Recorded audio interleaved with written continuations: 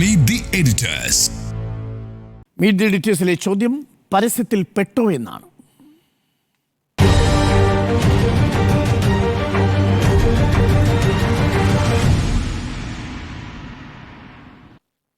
ബാലകൃഷ്ണൻ ഇന്ന് ദേശാഭിമാനി അടക്കം മറ്റൊരു പത്രത്തിലും ഈ കണ്ടന്റ് പ്രസിദ്ധീകരിച്ചിട്ടില്ല.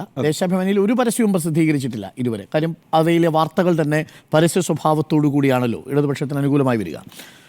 ഹിന്ദു പത്രത്തിന്, മാതൃഭൂമിക്കൊക്കെ പരസ്യം നൽകിയിട്ടുണ്ട്. പക്ഷേ അത് ഈ കണ്ടന്റ് അല്ല. അതൊന്നുകിൽ സ്ഥാനാർത്ഥിയെക്കുറിച്ച്, അതല്ലെങ്കിൽ പ്രകടന പത്രികയെക്കുറിച്ചാണ് പരസ്യം നൽകിയിരിക്കുന്നത്. സെലക്ട് ചെയ്ത് സമസ്തയുടെ മുഖപത്രത്തിലും കാന്തപുരം വിഭാഗത്തിൻ്റെ മുഖപത്രത്തിലും ഈ പരസ്യം നൽകിയിരിക്കുന്നത് ഇപ്പോൾ വിവാദമാവുന്നു. പരസ്യത്തിൽ CPM പെടുകയാണോ? പരസ്യത്തിൽ CPM പെട്ടിരിക്കുന്നു എന്നാണ് എൻ്റെ നിലപാട്. അതൊട്ടും തന്നെ സാങ്കേതികമല്ല. കാരണം ഇപ്പോൾ തെരഞ്ഞെടുപ്പിൻ്റെ തൊട്ട് തലേ ദിവസം ഇത്തരത്തിലൊരു പരസ്യം പാടുണ്ടോ എന്നുള്ള നിയമപ്രശ്നങ്ങളൊക്കെ CPM-ഉം ഇലക്ഷൻ കമ്മീഷൻ തമ്മിൽ പരിഹരിക്കട്ടെ. പക്ഷേ ഞാൻ ഈ വിഷയത്തിൽ CPM പെട്ടു എന്ന് പറയുന്നത് ഈ പരസ്യത്തിലൊരു രാഷ്ട്രീയമുണ്ട് എന്നുള്ളത് കൊണ്ടാണ്. ഇപ്പം ഉദാഹരണത്തിന് ഇപ്പോൾ 2024 ലോക്സഭാ തെരഞ്ഞെടുപ്പ് നടന്ന സമയത്ത് CPM ഇതുപോലെ തന്നെ സുപ്രഭാതത്തിന് പരസ്യം കൊടുത്തിട്ടുണ്ട്. ആ പരസ്യം എന്തായിരുന്നു? അത് CPM-ൻ്റെ രാഷ്ട്രീയ നിലപാടായിരുന്നു. എന്താണ് അന്ന് CPM പറഞ്ഞിരുന്നത്? മതന്യൂനപക്ഷങ്ങൾ ആക്രമിക്കപ്പെടുമ്പോൾ അവർക്ക് താങ്ങും തണലുമാകേണ്ട പാർട്ടി ഇടതുപക്ഷമാണ് എന്ന് പറഞ്ഞുകൊണ്ട് പിണറായി വിജയൻ്റെ ചിത്രത്തോടു കൂടിയിട്ടുള്ള ഒരു പരസ്യമാണ് സുപ്രഭാതത്തിന് 2024 പൊതു തെരഞ്ഞെടുപ്പിൽ പിണറായി വിജയൻ നൽകിയത്, CPM നൽകിയത്. അത് രാഷ്ട്രീയ നിലപാട് വിശദീകരിക്കുന്ന പരസ്യമാണ്, ഒരു സംശയവും അക്കാര്യത്തിനകത്തില്ല. അന്ന് ദീപികയ്ക്ക് ഒരു പരസ്യം നൽകുന്നുണ്ട് CPM. എന്താണ്? മണിപ്പൂരിൽ ആളിക്കത്തുന്ന ചിത്രം വെച്ചുകൊണ്ട് ഇവിടെ ഇന്ത്യ നിലനിൽക്കണമെങ്കിൽ ഇടതുപക്ഷം ഉണ്ടാകണം, മതേതര ഇന്ത്യ നിലനിൽക്കണമെങ്കിൽ ഇടതുപക്ഷം ഉണ്ടാകണം എന്നൊരു രാഷ്ട്രീയ നിലപാട്, അതും പിണറായി വിജയൻ മുഖം വെച്ചുകൊണ്ടുള്ള ഒരു പരസ്യമാണ്. നോക്കൂ, നമുക്കറിയാമല്ലോ നരേന്ദ്രമോദി സർക്കാരിൻ്റെ കീഴിൽ വിവിധ ന്യൂനപക്ഷ ജാതി സമൂഹങ്ങൾ പലതരത്തിലുള്ള ഭീഷണികൾ നേരിട്ടിട്ടുണ്ട്, പലതരത്തിലുള്ള ആക്രമണങ്ങൾ നേരിട്ടിട്ടുണ്ട്. അപ്പോൾ ആ ജാതി സമൂഹങ്ങളോട് നിങ്ങൾ നേരിട്ടുകൊണ്ടിരിക്കുന്ന ഈ പ്രശ്നങ്ങൾ ഓർത്തുകൊണ്ട് വേണം വോട്ടിങ്ങിലേക്ക് പോകാൻ എന്നൊരു രാഷ്ട്രീയ പാർട്ടി, പ്രത്യേകിച്ച് ഇടതുപക്ഷ രാഷ്ട്രീയ പാർട്ടികൾ ഓർമ്മിപ്പിക്കുന്നതിൽ ഒരു തെറ്റുമില്ല എന്ന് മാത്രവുമല്ല, BJP-ക്കെതിരെ അതിശക്തമായ രാഷ്ട്രീയ നിലപാട് എടുക്കുന്നത് ഇടതുപക്ഷ പ്രസ്ഥാനങ്ങളാണെന്ന കാര്യത്തിൽ എനിക്ക് യാതൊരു സംശയവുമില്ല. അപ്പോൾ ആ കാലത്ത് 2024 പൊതുതെരഞ്ഞെടുപ്പിൽ അത്തരത്തിൽ രാഷ്ട്രീയ നിലപാടുകൾ വിശദീകരിച്ചുകൊണ്ടാണ് CPM സുപ്രഭാതത്തിന് പരസ്യം കൊടുത്തത്, ദീപികയ്ക്ക് പരസ്യം കൊടുത്തത്, മറ്റെല്ലാ പത്രങ്ങൾക്കും പരസ്യം കൊടുത്തത്. എന്നാൽ ഇന്നിപ്പോൾ എന്താ സംഭവിച്ചിരിക്കുന്നത്? ഇന്നിപ്പോൾ പാലക്കാട് നാളെ വോട്ടെടുപ്പിന് പോകുമ്പോൾ ഇന്ന് വന്നിരിക്കുന്ന പരസ്യങ്ങൾ നൽകാൻ തിരഞ്ഞെടുത്തിരിക്കുന്നത് 2 പ്രധാനപ്പെട്ട മുസ്ലിം പത്രങ്ങൾക്കാണ്. ഒന്ന് സിറാജാണ്, മറ്റൊന്ന് സുപ്രഭാതമാണ്. അവിടെ തന്നെയും ആ പരസ്യത്തിലൊരു രാഷ്ട്രീയ നിലപാടല്ല CPM പറയുന്നത്. സരിനു വേണ്ടിയിട്ടുള്ള പരസ്യമാണെങ്കിൽ കൂടിയും അതിലെ കേന്ദ്ര കഥാപാത്രം ആരാണ്? സന്ദീപ് വാര്യരാണ് കേന്ദ്ര കഥാപാത്രം എന്ന് പറയുന്നത്. സന്ദീപ് വാര്യരെ ഇപ്പോൾ കേന്ദ്ര കഥാപാത്രം ആക്കിക്കൊണ്ട് മുസ്ലിം പത്രങ്ങൾക്ക് പരസ്യം നൽകുന്നതിൻ്റെ പിന്നിൽ കൃത്യമായൊരു രാഷ്ട്രീയ അജണ്ടയുണ്ട്. അതെന്താണ്? അത് മുസ്ലിം സമുദായത്തിനകത്തൊരു ആശയക്കുഴപ്പമുണ്ടാക്കുക എന്നുള്ളതാണ്. നോക്കൂ, നിങ്ങൾ കോൺഗ്രസിനെയാണ് പിന്തുണയ്ക്കാൻ പോകുന്നതെങ്കിൽ ആ കോൺഗ്രസ് എന്ന് പറയുന്നത് ഇന്നലെ വരെ വിഷം ചീറ്റിക്കൊണ്ടിരുന്ന സന്ദീപ് വാര്യർ എന്ന് പറഞ്ഞ ഒരാളെ എടുത്തു വെച്ചിരിക്കുന്ന ഒരു പാർട്ടിയാണെന്നും അത്തരത്തിലൊരു പാർട്ടിക്കൊപ്പം നിങ്ങൾ നിൽക്കേണ്ടതുണ്ടോ എന്നും ചിന്തിക്കണം. അങ്ങനൊരു സൂചന നൽകുന്ന പരസ്യമാണ് ഇപ്പോൾ നൽകിയിരിക്കുന്നത് എന്നുള്ളതാണ്. നോക്കൂ, സന്ദീപ് വാര്യരെ ഈ തെരഞ്ഞെടുപ്പിൻ്റെ ഘട്ടത്തിൽ കോൺഗ്രസ് പാർട്ടി ആ പാർട്ടിയിലേക്ക് സ്വീകരിച്ചത് ശരിയായൊരു നിലപാടാണോ എന്ന കാര്യത്തിൽ സംശയമുള്ള ആളാണ്. ഞാനത് ആ ദിവസം തന്നെ രേഖപ്പെടുത്തിയിട്ടുള്ള ആളുമാണ്. അതൊരു സ്ട്രാറ്റജിക്കൽ എററാണ് എന്ന് തന്നെ ഞാൻ വിചാരിക്കുന്നു. സന്ദീപ് വാര്യർ പാലക്കാട് ഉപതെരഞ്ഞെടുപ്പുമായി ബന്ധപ്പെട്ട് അത്ര അനിവാര്യമായ ഒരാളാണെന്നും ഞാൻ കരുതുന്നില്ല. സന്ദീപ് വാര്യരുടെ വരവോടുകൂടി കോൺഗ്രസിന് പാലക്കാട് വിജയം ഉറപ്പിക്കാൻ കഴിയുമെന്നും ഞാൻ വിചാരിക്കുന്നില്ല. ആ ഒരു രാഷ്ട്രീയ നീക്കമെന്ന് പറയുന്നത് കോൺഗ്രസിനെ സംബന്ധിച്ചിടത്തോളം ശരിയായിരുന്നില്ല എന്ന നിലപാടുകാരനാണ് ഞാൻ. എന്ന് മാത്രവുമല്ല, സന്ദീപ് വാര്യർ സംഘപരിവാറിൻ്റെ ഭാഗമായിരുന്നപ്പോൾ വലിയ രീതിയിൽ വിഷമമിപ്പിച്ചിട്ടുള്ള നേതാവാണ് എന്ന കാര്യത്തിലും എനിക്ക് തർക്കമില്ല. അതൊരു ഭൂതകാലമാണ് എന്ന് പറഞ്ഞുകൊണ്ട് മറക്കാനും ഞാൻ തയ്യാറല്ല.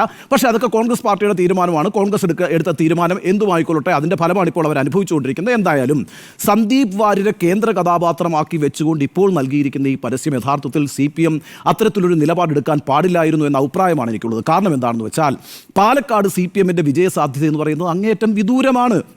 നമുക്ക് മുന്നിലിരിക്കുന്ന ഡാറ്റ പറയുന്നത് ചുരുങ്ങിയതൊരു 20,000 വോട്ടെങ്കിലും പിടിക്കാതെ സരിന് അവിടെ 1ാം സ്ഥാനത്തെത്താൻ കഴിയില്ല എന്നുള്ളതാണ്. അപ്പോൾ അത്തരത്തിൽ 3ാം സ്ഥാനത്ത് നിൽക്കുന്ന, അതും ബഹുദൂരം പിന്നിൽ നിൽക്കുന്ന ഒരു രാഷ്ട്രീയ പാർട്ടി, അവിടെ യഥാർത്ഥത്തിൽ മത്സരം നടക്കുന്നത് കൃഷ്ണകുമാറും രാഹുൽ മാങ്കൂട്ടത്തിലും തമ്മിലാണ് എന്നുള്ളൊരു യാഥാർത്ഥ്യം നിലനിൽക്കുന്നുണ്ട്.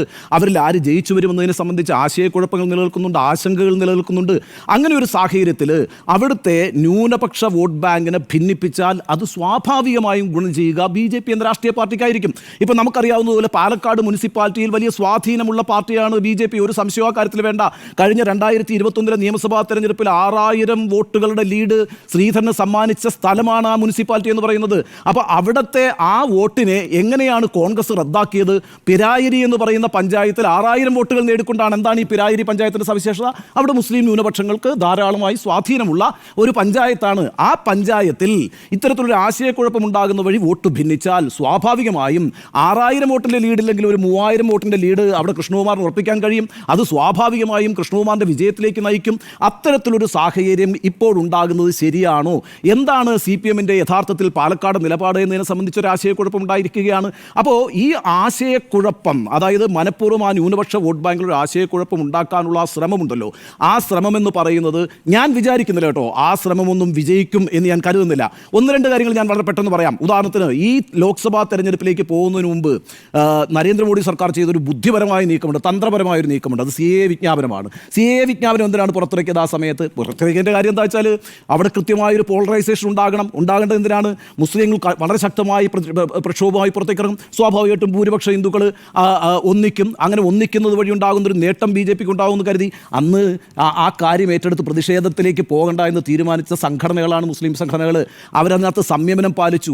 അതേപോലെ തന്നെ നമ്മൾ ചർച്ച ചെയ്തിട്ടുള്ളൊരു കാര്യമാണ്, കോൺഗ്രസിൻ്റെ മാനിഫെസ്റ്റോയിൽ CAA വിഷയത്തിൽ നിശബ്ദത പാലിച്ചു എന്നൊരു പ്രശ്നമുണ്ടായിരുന്നു. CAAയിൽ കോൺഗ്രസിന് നിശബ്ദതയാണെന്ന് പറഞ്ഞു.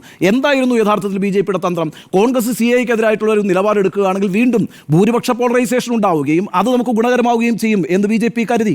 അവിടെ കോൺഗ്രസ് ബുദ്ധിപൂർവ്വം ചെയ്തൊരു കാര്യം എന്താണ്? ജനവിരുദ്ധങ്ങളായ നരേന്ദ്രമോദി സർക്കാരിൻ്റെ എല്ലാ നയങ്ങളും റദ്ദാക്കും എന്നാണ് പറഞ്ഞു വെച്ചത്. ഇതൊക്കെ രാഷ്ട്രീയമായി ചില സംയമനങ്ങളാണ്. വളരെ അപകടകരമായിട്ടുള്ള ഫാസിസ്റ്റ് ഭരണം നിലനിൽക്കുന്ന ഒരു സമയത്ത് ആ ഫാസിസ്റ്റ് ഭരണത്തെ പുറന്തള്ളുന്നതിന് വേണ്ടിയിട്ട് ചില രാഷ്ട്രീയ സംയമനങ്ങൾ സ്വീകരിക്കേണ്ടി വരും. ചില ഘട്ടങ്ങളിൽ അത്തരം സംയമനങ്ങൾ സ്വീകരിച്ച ഒരു വിഭാഗമായിട്ട് തന്നെയാണ് ഞാൻ മുസ്ലിങ്ങളെ കാണുന്ന, പ്രത്യേകിച്ച് CAA വിഷയത്തിൽ ഈ തെരഞ്ഞെടുപ്പ് കാലത്ത്. അപ്പോൾ അത്തരത്തിലുള്ള പ്രശ്നങ്ങൾ ഈ പറയുന്ന BJPയുടെ ഒരു വരവിൻ്റെ സാധ്യതയെ മനസ്സിലാക്കിക്കൊണ്ട് തന്നെ ഇക്കുറി ഒരാശയക്കുഴപ്പവും ഇല്ലാതെ തന്നെ അവർ ആ കാര്യത്തിൽ പൊളിറ്റിക്കലി സെൻസിബിൾ ആയ ഒരു തീരുമാനമെടുക്കും എന്ന് തന്നെയാണ് ഞാൻ കരുതുന്നത്. അതുകൊണ്ട് ഈ പറയുന്ന സിറാജിലെയും അതുപോലെ തന്നെ സുപ്രഭാതത്തിലെയും പരസ്യം കൊണ്ട് എന്തെങ്കിലും ഒരു നേട്ടം CPM-ന് ഉണ്ടാകുമെന്ന് ഞാൻ വിചാരിക്കുന്നില്ല. അത്തരം ആശയക്കുഴപ്പം ഉണ്ടായാൽ അത് ഗുണകരമാകുക എന്ന് പറയുന്നത് BJPക്കായിരിക്കും. ആ സാഹചര്യം നന്നായി അറിയുന്ന ഒരു വിഭാഗം തന്നെയാണ് ഈ മതന്യൂനപക്ഷം എന്ന് പറയുന്നത്. അതുകൊണ്ട് നിശ്ചയമായും മറ്റൊരു കാര്യം കൂടിയുണ്ട്. ഈ മുനമ്പം വിഷയമുണ്ടല്ലോ, ഈ മുനമ്പം വിഷയം ഇങ്ങനെ കത്തി നിൽക്കുമ്പോൾ സാധാരണഗതിയിൽ കോൺഗ്രസിനും CPM-നും ഒക്കെ ലഭിക്കേണ്ടിയിരുന്ന ക്രിസ്ത്യൻ വോട്ട് ബാങ്ക്, ആ ക്രിസ്ത്യൻ വോട്ട് ബാങ്കിൽ ഒരു വിള്ളൽ ഉണ്ടാക്കാനായിട്ട് BJP ശ്രമിക്കുന്നുണ്ട്. അപ്പോൾ ആ അർത്ഥത്തിലൊക്കെ BJP അവരുടെ സ്ട്രാറ്റജി വളരെ ശക്തമായി മുന്നോട്ട് കൊണ്ടുപോകുന്ന പാലക്കാട് നിയമസഭാ മണ്ഡലത്തിൽ ഈ പറയുന്ന മതന്യൂനപക്ഷങ്ങളുടെ വോട്ട് ഭിന്നിപ്പിക്കുക എന്ന് പറഞ്ഞാൽ നിശ്ചയമായും അത് അനുകൂലമാകാൻ പോകുന്നത് BJPക്ക് തന്നെയാണ്. CPM-ന് ഗുണകരമാകില്ല, കോൺഗ്രസിന് ഗുണകരമാകില്ല. അത്തരത്തിലൊരു നീക്കം ഇന്ന് CPM നടത്തിയത് അങ്ങേയറ്റം അബദ്ധമാണ് എന്ന നിലപാടാണ് എനിക്കുള്ളത്. എന്നാൽ ഒരു വിഷയം കൂടി പറഞ്ഞേക്കാം. ഈ പറഞ്ഞ ജമായത്തിൻ്റെ അനുയായിയാണ് സാദിഖ് അലി തങ്ങൾ എന്നൊക്കെ പറഞ്ഞിട്ടുള്ള മുഖ്യമന്ത്രിയുടെ പ്രസ്താവനയുണ്ട്. ആ പ്രസ്താവന അടക്കമുള്ള കാര്യങ്ങൾ ആ വിഭാഗം ചർച്ച ചെയ്യുന്നുണ്ട്. അപ്പോൾ ഈ ഒരു ആശയക്കുഴപ്പം ഉണ്ടാക്കാമെന്നുള്ള ശ്രമത്തിന് തിരിച്ചടിയാവുകയാണ്. യഥാർത്ഥത്തിൽ കൂടുതൽ യൂണിഫൈ ചെയ്യുകയാണ് ആ വിഭാഗത്തെ യഥാർത്ഥത്തിൽ ഇത്തരം പരസ്യത്തിലൂടെ ചെയ്യാൻ പോകുന്നത് എന്നുള്ളതാണ് എൻ്റെ വിലയിരുത്തൽ. ഏതായാലും എന്നെ സംബന്ധിച്ചിടത്തോളം ഏറ്റവും വിഷമകരമായൊരു കാര്യമെന്ന് പറയുന്നത് ഈ പറയുന്ന മതന്യൂനപക്ഷങ്ങളുടെ അവകാശങ്ങൾക്ക് വേണ്ടി പോരാടുന്ന രാഷ്ട്രീയ പ്രസ്ഥാനം രാജ്യത്ത് ഒന്നാമത്തെ രാഷ്ട്രീയ പ്രസ്ഥാനമായി ഞാൻ കാണുന്നത് CPM-നെയും CPM അടക്കമുള്ള ഇടതുപക്ഷ പ്രസ്ഥാനങ്ങളെയുമാണ്. അവരുടെ BJPക്ക് എതിരായിട്ടുള്ള നിലപാടിൽ എനിക്ക് യാതൊരു സംശയവുമില്ല. എന്നാൽ ഈ പാലക്കാട് നിയമസഭാ തെരഞ്ഞെടുപ്പിൽ മുന്നോട്ട് വരുന്നതിന് വേണ്ടി അവർ നടത്തിയിട്ടുള്ള ഈ ശ്രമം എന്ന് പറയുന്നത് ഫലത്തിൽ ഗുണം ചെയ്യാൻ പോകുന്നത് BJPക്കാണ്. അത് മനസ്സിലാകാത്ത രാഷ്ട്രീയ പാർട്ടിയോ രാഷ്ട്രീയ നേതൃത്വവുമല്ല CPM-ൻ്റെത്. പിന്നെ CPM എന്താണ് ലക്ഷ്യം വെക്കുന്നത് എന്നുള്ളത് വരുന്ന ആളുകളിൽ നമുക്കറിയാം. 2024 ലോക്സഭാ തെരഞ്ഞെടുപ്പിന് ശേഷം CPM-ൻ്റെ നയത്തിൽ മാറ്റങ്ങൾ ഉണ്ടായിട്ടുണ്ട്. പ്രത്യേകിച്ച് ലീഗിനോടുള്ള സമീപനത്തിൽ മാറ്റമുണ്ടായിട്ടുണ്ട്. എന്തുകൊണ്ട് മാറ്റമുണ്ടായി? അവരുടെ പരമ്പരാഗതമായ വോട്ട് ബാങ്ക് മതന്യൂനപക്ഷ പ്രീണത്തിൻ്റെ പേരിൽ നഷ്ടപ്പെടുന്നു എന്നൊരു പ്രശ്നം വന്നിട്ടുണ്ട്. അതിനെ മറികടക്കാനുള്ള രാഷ്ട്രീയ തന്ത്രങ്ങൾ അവർ ആവിഷ്കരിക്കുന്നുണ്ട്. അപ്പോൾ അതിൻ്റെയൊക്കെ ഭാഗമായിട്ടാണോ ഈ നിലപാട് എന്നൊക്കെയുള്ളത് വരും ദിവസങ്ങളിലാണ് നമ്മൾ മനസ്സിലാക്കേണ്ടത്. പക്ഷേ കേരളം ഒരു സംസ്ഥാനം എന്നുള്ള നിലയ്ക്ക്, മതേതര സമൂഹം എന്നുള്ള നിലയ്ക്ക് മതേതരത്വത്തെയും ജനാധിപത്യത്തെയും ഉയർത്തിപ്പിടിക്കുന്ന രാഷ്ട്രീയ പ്രസ്ഥാനമായി എപ്പോഴും മനസ്സിലാക്കിയിട്ടുള്ളത് ഇടതുപക്ഷ പ്രസ്ഥാനങ്ങളെ തന്നെയാണ്. BJPക്ക് സാധ്യതയുള്ളൊരു മണ്ഡലത്തിൽ ഇന്ന് സുപ്രഭാതത്തിലും സിറാജിലും ഒരു ആശയക്കുഴപ്പമുണ്ടാക്കുന്ന പരസ്യം നൽകി സന്ദീപ് വാര്യരെ കേന്ദ്ര കഥാപാത്രമാക്കി യഥാർത്ഥത്തിൽ ഒരു വോട്ട് വിഭജനത്തിന് CPM ശ്രമിച്ചിട്ടുണ്ടെങ്കിൽ അത് CPM-ന് ഗുണം ചെയ്യില്ല, അത് കോൺഗ്രസിന് ഗുണം ചെയ്യില്ല. ഫലത്തിൽ അത് ഗുണം ചെയ്യാൻ പോകുന്നത് BJPക്കാണ്. അതുകൊണ്ട് തെറ്റായ ഒരു രാഷ്ട്രീയ സന്ദേശം ഈ പരസ്യത്തിലൂടെ CPM നൽകിയിട്ടുണ്ട് എന്നാണ് എൻ്റെ വിലയിരുത്തൽ. സ്മൃതി, നിലവിൽ BJP സംസ്ഥാന അധ്യക്ഷൻ പറഞ്ഞിരിക്കുന്നത് എല്ലാ വിവാദങ്ങളും മാന്ത്രിക വടിയാകുന്ന ഒരു സാഹചര്യമാണ് പാലക്കാടുള്ളത് എന്നാണ്. ഒരുപക്ഷെ സുപ്രഭാതത്തിലും സിറാജിലും വന്നിരിക്കുന്ന ഈ പരസ്യവും തങ്ങൾക്ക് ഗുണകരമാകും എന്ന് BJP കരുതുന്നു. BJP ക്യാമ്പുകൾ വലിയ ആത്മവിശ്വാസത്തിലുമാണ്. ഈ പരസ്യം വന്നത് ഗുണകരമായി എന്ന് CPM കരുതുന്നു. സ്മൃതി, പരസ്യത്തിൽപ്പെട്ടു? ഉറപ്പായും പെട്ടു. കാരണം തെരഞ്ഞെടുപ്പ് കമ്മീഷൻ കൃത്യമായ നിയമങ്ങളുണ്ട്. നമ്മൾ കൊട്ടിക്കലാശത്തിന് ശേഷം നിശബ്ദ പ്രചാരണമാണ്. ആ നിശബ്ദ പ്രചാരണത്തിൻ്റെ ദിവസം പത്രത്തിലെ, അതും സമസ്തയുടെ 2 വിഭാഗങ്ങളുടെയും 2 പത്രങ്ങളിലും ആദ്യ പേജിൽ തന്നെ സരിൻ തരംഗം എന്ന് പറഞ്ഞുകൊണ്ട് പിന്നീട് അങ്ങോട്ട് കൊടുക്കുന്ന കാര്യങ്ങൾ മുഴുവൻ CPM-ലെ കേന്ദ്ര കമ്മിറ്റി അംഗം തന്നെ ക്രിസ്റ്റൽ ക്ലിയർ കോമ്രേഡ് ആകുമെന്ന സർട്ടിഫിക്കറ്റ് കൊടുത്ത നേതാവിനെ കുറിച്ചാണ് പറഞ്ഞുകൊണ്ടിരിക്കുന്നത്. അപ്പോൾ ഒരാൾ മാറാൻ തീരുമാനിച്ചു, ഞാൻ മാറി എന്ന് പറഞ്ഞ് വാർത്താ സമ്മേളനത്തിൽ പോയി കഴിഞ്ഞ ശേഷം പഴയ കാര്യങ്ങൾ, പഴയ പോസ്റ്റുകളെടുത്ത് വാർത്തയാക്കി കൊടുക്കുന്നു. വാർത്തയല്ല, പരസ്യമാണെന്ന് പറയുന്നു. ഇതേപോലെ തന്നെ സരിൻ്റെ പഴയ പോസ്റ്റുകളും അപ്പുറത്തുണ്ട്. അതെടുത്ത് ഇപ്പുറത്തും ആ രൂപത്തിൽ കൊണ്ടുവന്നാൽ എങ്ങനെയായിരിക്കും അതിനെ കാണുക? അതിലപ്പുറം ഇതിനെ കാണേണ്ടത്, ഇതിപ്പോൾ നേരത്തെ ഉണ്ണി ബാലകൃഷ്ണൻ ചൂണ്ടിക്കാണിച്ചല്ലോ, ലോക്സഭാ തെരഞ്ഞെടുപ്പ് കാലത്ത് ദീപികയിലും സുപ്രഭാതത്തിലും കൊടുത്ത പരസ്യങ്ങളെക്കുറിച്ച്. ആ പരസ്യങ്ങളിലുമുണ്ട് ഏത് മതത്തിൻ്റെ പത്രത്തിൽ കൊടുക്കണമെന്നുള്ളൊരു കൃത്യമായ തീരുമാനമുണ്ട്. കാരണം മണിപ്പൂരിനെ കുറിച്ചുള്ള പരസ്യം കൊടുക്കുന്നത് ദീപികയിലാണ്. സുപ്രഭാതത്തിൽ CAയുമായി ബന്ധപ്പെട്ട വിഷയത്തിലുള്ള പരസ്യമാണ് കൊടുക്കുന്നത്. അപ്പോൾ മതേതര രാഷ്ട്രീയ പാർട്ടിയാണ്, മതം പറഞ്ഞ് വോട്ട് ചോദിക്കുന്നതിനെ പുച്ഛിക്കുന്ന പാർട്ടിയാണ്. പക്ഷേ മതം വെച്ചുള്ള കളിയാണ് ഇപ്പോൾ പാർട്ടി നടത്തിക്കൊണ്ടിരിക്കുന്നത് എന്നുള്ളതാണ്. കഴിഞ്ഞ ദിവസം പാണക്കാട് തങ്ങൾക്കെതിരെ അതിരൂക്ഷമായ പരാമർശങ്ങൾ പിണറായി വിജയൻ നടത്തി. അതിനുശേഷം അതിൽ ലീഗിൻ്റെ നേതാക്കൾ അത് ശക്തമായി KM ഷാജിയെ പോലുള്ളവർ പ്രതികരിച്ചു. ദേശാഭിമാനി പത്രത്തിൽ ഇന്നലെ വന്ന പ്രതികരണത്തിൽ അദ്ദേഹത്തിൻ്റെ പ്രസംഗത്തെപ്പറ്റി പറയുന്നുണ്ടെങ്കിലും ആ വാർത്തയിൽ ചിലരെ മഹത്വവൽക്കരിക്കുന്നതിൽ UDFൻ്റെ വെപ്രാളം മറയ്ക്കാൻ എന്ന തലക്കെട്ടിൽ കൊടുത്തിരിക്കുന്ന വാർത്തയിൽ എവിടെയും പാണക്കാട് തങ്ങൾക്കെതിരെ പറഞ്ഞ വാചകങ്ങളില്ല. പക്ഷേ ഇന്നിപ്പോൾ വീണ്ടും പാണക്കാട് തങ്ങളെയല്ല, ലീഗിൻ്റെ അധ്യക്ഷനെയാണ് താൻ വിമർശിക്കുന്നതെന്ന് വിശദീകരിച്ചുകൊണ്ട് ഇന്ന് വീണ്ടും പറഞ്ഞ കാര്യങ്ങൾ കൂടി ആവർത്തിക്കുകയാണ്. അപ്പോൾ മുസ്ലിം ലീഗ് എന്ന പാർട്ടി ലോക്സഭാ തെരഞ്ഞെടുപ്പിന് മുൻപ് നല്ല ലീഗും ലോക്സഭാ തെരഞ്ഞെടുപ്പിന് ശേഷം മോശം ലീഗുമായി മാറിയിരിക്കുന്നു CPM-നെ സംബന്ധിച്ച്. അത് വിശദീകരിക്കാൻ പറ്റുന്നില്ല. SDPI പോലുള്ള സംഘടനകളുടെ വോട്ട് വേണ്ട എന്ന് വെക്കാൻ കഴിയുന്നില്ലല്ലോ എന്ന് ആവർത്തിച്ച് BJPയും CPM-ഉം ചോദിച്ചുകൊണ്ടിരിക്കുന്നു. ഇവിടെ ഭൂരിപക്ഷ വർഗീയതയും ന്യൂനപക്ഷ വർഗീയതയും ഒരുപോലെ അപകടകരമാണ് എന്ന് പറഞ്ഞു തുടങ്ങി കുറച്ചു കാലമായി. ഈ തെരഞ്ഞെടുപ്പിന് കുറച്ച് മുൻപ് തന്നെ ഇതിനുള്ള അവരുടെ ഒരു സ്ട്രാറ്റജി നിശ്ചയിച്ചു കഴിഞ്ഞിരുന്നു. ന്യൂനപക്ഷ വർഗീയതയെ അതേ തട്ടിൽ തന്നെ നിർത്തിക്കൊണ്ടാണ് CPM ഇപ്പോൾ പ്രതികരിച്ചുകൊണ്ടിരിക്കുന്നത്. യഥാർത്ഥത്തിൽ അങ്ങനെയാണോ നമ്മുടെ മുന്നിലെ ചിത്രം? രാജ്യത്ത് തന്നെ 14% വരുന്ന മുസ്ലിം ന്യൂനപക്ഷം, അതിൽ തന്നെ തുലോം തുച്ഛമായി ചിലർ മാത്രം പങ്കുവയ്ക്കുന്ന SDPI പോലുള്ള സംഘടനകൾ, ഇത് മറ്റ് ഭൂരിപക്ഷ വർഗീയത പോലെ തന്നെ അത്ര തന്നെ അപകടകരമാണ് എന്ന രൂപത്തിൽ വലിയ രൂപത്തിൽ അവതരിപ്പിക്കുക, SDPI എന്ന് ആവർത്തിച്ച് പറയുക, അതേ ആരോപണങ്ങൾ അപ്പുറത്ത് BJP ഉന്നയിക്കുക. ഏതാണ് ഇപ്പോൾ നമ്മൾ കണ്ടുകൊണ്ടിരിക്കുന്നത്? ഇത് യഥാർത്ഥത്തിൽ എന്താണ് ഉദ്ദേശിക്കുന്നത്? തെരഞ്ഞെടുപ്പിൻ്റെ തൊട്ട് തലേ ദിവസം കോൺഗ്രസിലേക്ക് വന്നു ചേരാനിടയുള്ള, UDFിലേക്ക് വന്നു ചേരാനിടയുള്ള ന്യൂനപക്ഷ വോട്ടുകൾ ഭിന്നിപ്പിക്കുക എന്ന ഉദ്ദേശമാണ്. അങ്ങനെ ഭിന്നിപ്പിക്കുമ്പോൾ ഈ പറഞ്ഞിരിക്കുന്ന പരസ്യം, ഈ പറഞ്ഞിരിക്കുന്ന വാചകങ്ങൾ ന്യൂനപക്ഷത്തിൽ ഒരു സംശയം ഉണ്ടാക്കുകയും ആ വോട്ടുകൾ CPM-ലേക്ക് പോകുകയും ചെയ്യുമെന്നുള്ളതാണോ CPM-ൻ്റെ യഥാർത്ഥത്തിലുള്ള പ്രതീക്ഷ എന്നാണ് അറിയേണ്ടത്. അതങ്ങനെയാണെങ്കിൽ അത് ആ രൂപത്തിൽ ന്യൂനപക്ഷം എടുത്തിട്ടുള്ളതാണോ? മുൻപുള്ള അനുഭവങ്ങൾ നമ്മൾക്ക് കാണിച്ചു തരുന്നതെന്ന് കൂടി നോക്കേണ്ടതുണ്ട്. ഇപ്പോൾ പാലക്കാട് മേപ്പറമ്പ്, പുതുപ്പള്ളി തെരു, വെണ്ണക്കര, നൂറണി, പേഴുങ്കര, കല്ലേക്കാട്, ജൈനിമേട്, മുനിസിപ്പൽ സ്റ്റാൻഡ് പുറകുഭാഗം, പിരാരി പഞ്ചായത്ത്, പട്ടാണിത്തെരുവ്, ഇതൊക്കെ മുസ്ലിം ഭൂരിപക്ഷ പ്രദേശങ്ങളാണ്. ഈ പ്രദേശങ്ങളിലേക്കാണ് ഈ കാര്യങ്ങൾ ബാബറി മസ്ജിദ്, സന്ദീപ് വാര്യർ തുടങ്ങിയവ ഇട്ടുകൊടുക്കുന്നത്. അത് കഴിഞ്ഞ് മൂത്താൻതറ, ജൈനിമേട്, ഒലവക്കോട്, യാക്കര, മുറിക്കാവ്, കണ്ണാടി പഞ്ചായത്ത്, മാത്തൂർ പഞ്ചായത്ത് ഇവിടങ്ങളിൽ ഭൂരിപക്ഷ പ്രീണത്തിൻ്റെ ഭാഗമായി പാണക്കാട് കുടുംബത്തെ കുറ്റം പറഞ്ഞുള്ള പ്രസ്താവനകളും അവിടേക്ക് വേണമെങ്കിൽ എടുക്കാം. രണ്ടും ഇട്ടുകൊടുക്കുന്നുണ്ട്. ഏത് വേണമെങ്കിലും സ്വീകരിക്കാമെന്ന മട്ടിലാണ് പറഞ്ഞുകൊണ്ടിരിക്കുന്നത്. ഈ പ്രതികരണങ്ങളിൽ എവിടെയെങ്കിലും BJPക്കെതിരായ രൂക്ഷമായ പരാമർശങ്ങൾ കണ്ടിട്ടുണ്ടോ? കഴിഞ്ഞ കുറച്ചു കാലമായി നമ്മൾ ഈ തൃശ്ശൂർ തെരഞ്ഞെടുപ്പ് വിധിക്ക് ശേഷം, തൃശ്ശൂർ പൂരവുമായി ബന്ധപ്പെട്ട പൂരം കലക്കൽ വിവാദത്തിന് ശേഷം വന്നിരിക്കുന്ന സംഭവവികാസങ്ങൾ, അവിടെയൊക്കെ എവിടെയാണ് RSSുമായി ബന്ധപ്പെട്ട് കൃത്യമായൊരു മറുപടി മുഖ്യമന്ത്രി പിണറായി വിജയൻ തന്നിട്ടില്ല. RSS ADGP കൂടിക്കാഴ്ചയിൽ ഒരു രാഷ്ട്രീയ പ്രതികരണം ഇന്നേ നിമിഷം വരെ നടത്തിയിട്ടില്ല. അതിനുശേഷമാണ് ഹിന്ദുവിൽ വന്നിരിക്കുന്ന അഭിമുഖവുമായി ബന്ധപ്പെട്ട വിവാദങ്ങൾ ഉണ്ടായത്. അതിനുശേഷമാണ് അതിൻ്റെ തുടർച്ചയാണ് ഇപ്പോൾ കണ്ടുകൊണ്ടിരിക്കുന്നത്. അപ്പോൾ എവിടെയും തന്നെ അതിനുശേഷം ഇതിപ്പോൾ IAS യുദ്ധം വന്നല്ലോ, IAS ഉദ്യോഗസ്ഥരുടെ ഭാഗത്ത് വന്നിരിക്കുന്ന, ഇവിടെ ഹിന്ദു ഗ്രൂപ്പ് ഉണ്ടാക്കിയ IAS ഉദ്യോഗസ്ഥനെ സസ്പെൻഡ് ചെയ്തു. പക്ഷേ അതിലൊരു കേസ് എടുത്തിട്ടുണ്ടോ? ഇല്ല. അപ്പോൾ അതിലൊന്നും രാഷ്ട്രീയ പ്രതികരണങ്ങൾ കൃത്യമായി വരുന്നില്ല. അപ്പുറത്ത് മുസ്ലിം ന്യൂനപക്ഷത്തിൽ ഒരു വിഭാഗം തീവ്ര നിലപാടുള്ളവരാണ് എന്ന് പറയുന്നു. കോൺഗ്രസിൻ്റെ ഓഫീസിന് പുറത്ത് SDP-ക്കാരാണ് നിറഞ്ഞു നിൽക്കുന്നതെന്ന് പറയുന്നു. മുസ്ലിം ന്യൂനപക്ഷത്തെ ഒന്നാകെ തന്നെ, അല്ലെങ്കിൽ ഈ കോൺഗ്രസിനെ പിന്തുണയ്ക്കുന്ന ന്യൂനപക്ഷത്തെ ഒന്നാകെ തന്നെ SDP-യുടെ ഒരു ഇത് ചാർത്തിക്കൊണ്ട് SDP ആണ് എന്ന രൂപത്തിൽ അവതരിപ്പിച്ചുകൊണ്ട് ആരോപണം ഉന്നയിച്ചുകൊണ്ട് അതിങ്ങനെ മുന്നോട്ട് കൊണ്ടുപോയിക്കൊണ്ടിരിക്കുകയാണ്. ഏറ്റവും അവസാനത്തെ ദിവസം കൂടി, തൊട്ട് തലേ ദിവസം കൂടി ആ തരത്തിൽ പരസ്യം കൊടുക്കാൻ എങ്ങനെയാണ് CPM-ന് സാധിക്കുക? CPM പറയുന്നു, ഞങ്ങൾ ഏത് പത്രത്തിന് കൊടുക്കേണ്ടതുണ്ട് എന്ന് ഞങ്ങൾ തീരുമാനിക്കും. അത് ശരിയാണ്, നിങ്ങൾ തീരുമാനിക്കുന്നു. നിങ്ങൾ തീരുമാനിക്കുമ്പോൾ അത് വിലയിരുത്തപ്പെടുകയും കൂടി ചെയ്യുമെന്നുള്ളതാണ്. ഇതിപ്പോൾ സമസ്തയുടെ 2 മുഖപത്രങ്ങളിലും ആദ്യ പേജിൽ ഈ രൂപത്തിൽ കൊടുത്തിരിക്കുന്നു. ഇപ്പോൾ ഹിന്ദുവിലും കൊടുത്തു, മാതൃഭൂമിയിലും കൊടുത്തു എന്ന് പറയുന്നു. അതിൻ്റെ ഒന്നും ലീഡ് ഈ രൂപത്തിൽ ആയിരുന്നില്ല എന്ന് മാത്രമല്ല, അത് ജില്ലാ പേജിൽ മാത്രമേ ഉള്ളൂ എന്ന് തോന്നുന്നു. പാലക്കാട് എഡിഷനിൽ മാത്രമേ ഉണ്ടായിട്ടുള്ളൂ, മാതൃഭൂമിയിൽ എന്നുള്ളതാണ്. അപ്പോൾ അത് സാമ്പത്തിക ചെലവ് കണക്കാക്കിയിട്ടൊക്കെയാണെന്നാണ് MP രാജേഷ് പ്രതികരിച്ചത്. പക്ഷേ അതിലപ്പുറം ഇത് നൽകുന്ന മെസ്സേജ് എന്താണ് എന്നുള്ളതാണ് പ്രധാനം. ന്യൂനപക്ഷം ഇപ്പോൾ കണ്ടുകൊണ്ടിരിക്കുന്നത്, ഇപ്പോൾ ഇവിടെ ഇല്ലാത്ത ഒരു വിഷയത്തെക്കുറിച്ച്, ന്യൂനപക്ഷ വർഗീയത എന്നൊരു ഭീഷണി സംസ്ഥാനത്തെ സംബന്ധിച്ച് ഇപ്പോൾ നിലവിൽ ആ തരത്തിലുള്ള ഭീഷണിയുമായി ബന്ധപ്പെട്ട ഒരു കാര്യങ്ങളും ഇല്ലാതിരിക്കുന്ന സമയത്ത് അതിങ്ങനെ ആവർത്തിച്ച് പറഞ്ഞുകൊണ്ടിരിക്കുമ്പോൾ അത് എന്ത് എഫക്റ്റാണ് ഉണ്ടാക്കുക എന്ന് CPM ആലോചിക്കേണ്ടതാണ്. ഈ തന്ത്രം എന്നുള്ളത് നേരത്തെ വെള്ളത്തിന് തീപിടിപ്പിക്കുന്ന പ്രതികരണം എന്ന നേരത്തെ VD സതീശൻ പറയുകയുണ്ടായി.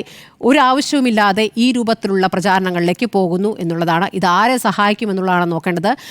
കഴിഞ്ഞ നിയമസഭാ തെരഞ്ഞെടുപ്പിലെ ശ്രീധരനെ പരാജയപ്പെടുത്തിയത് എത്ര വോട്ടിൻ്റെ ഭൂരിപക്ഷത്തിലാണ് ഷാഫി പറമ്പിൽ എന്ന് നമുക്കറിയാവുന്നതാണ്. അപ്പോൾ അവിടെ BJP എത്രത്തോളം ശക്തമാണ് എന്നും അറിയാവുന്നതാണ്. അപ്പോൾ ഇതാരെ സഹായിക്കുമെന്നുള്ളത് CPM കൃത്യമായി ആലോചിച്ചുറപ്പിച്ച് തന്നെയാണ്. സഹായിക്കേണ്ടത് ആരെയാണ് എന്ന് മനസ്സിലാക്കി തന്നെയാണ് ഇത് ചെയ്യുന്നതെന്നാണ് ഞാൻ കരുതുന്നത്. ഏതായാലും ഇതിൽ പെട്ടിരിക്കുന്നു. ഇതിൽ കൃത്യമായ മറുപടിയില്ല. തെരഞ്ഞെടുപ്പ് കമ്മീഷൻ ഇപ്പോൾ ഒരു ചോദ്യം ഉന്നയിച്ചിട്ടുണ്ട്. അതിന് മറുപടി നൽകേണ്ടി വരും. മറുപടി നൽകിയാൽ അത് കേസ് എടുക്കേണ്ടതാണ്. ആ കേസ് പ്രകാരം പോവുകയാണെങ്കിൽ സെക്ഷൻ 126 പ്രകാരം വയലേഷൻ നടന്നിട്ടുണ്ടെങ്കിൽ 2 വർഷം വരെ തടവ് ലഭിക്കാവുന്ന കുറ്റമാണ് എന്നുള്ളതാണ് ഇതിൻ്റെ ചട്ടങ്ങൾ പറയുന്നത്. അത് പരസ്യം കൊടുത്തവർക്കെതിരെയാണ് ആ ശിക്ഷ ലഭിക്കുക എന്നുള്ളതാണ്. അതിലേക്കൊക്കെ പോകുമോ എന്നൊന്നും അറിയില്ല. ഏതായാലും തെരഞ്ഞെടുപ്പ് കമ്മീഷൻ പാർട്ടിയോട് ചോദിച്ചിട്ട് അതിന് ലഭിക്കുന്ന മറുപടിയായിരിക്കും പ്രധാനം. അതെല്ലാം പക്ഷേ തെരഞ്ഞെടുപ്പിന് ശേഷമേ ഉണ്ടാകൂ എന്നുള്ളതാണ് അതിലൊരു സങ്കടകരമായ കാര്യം. ഈ വിഷയത്തിൽ വെള്ളത്തെ തീപിടിപ്പിക്കുന്ന തരം വർഗീയ പ്രചരണങ്ങൾ നടത്തിയ ഒരാളെ തുറന്നു കാട്ടി എന്നാണ് CPM-ൻ്റെ വേർഷൻ.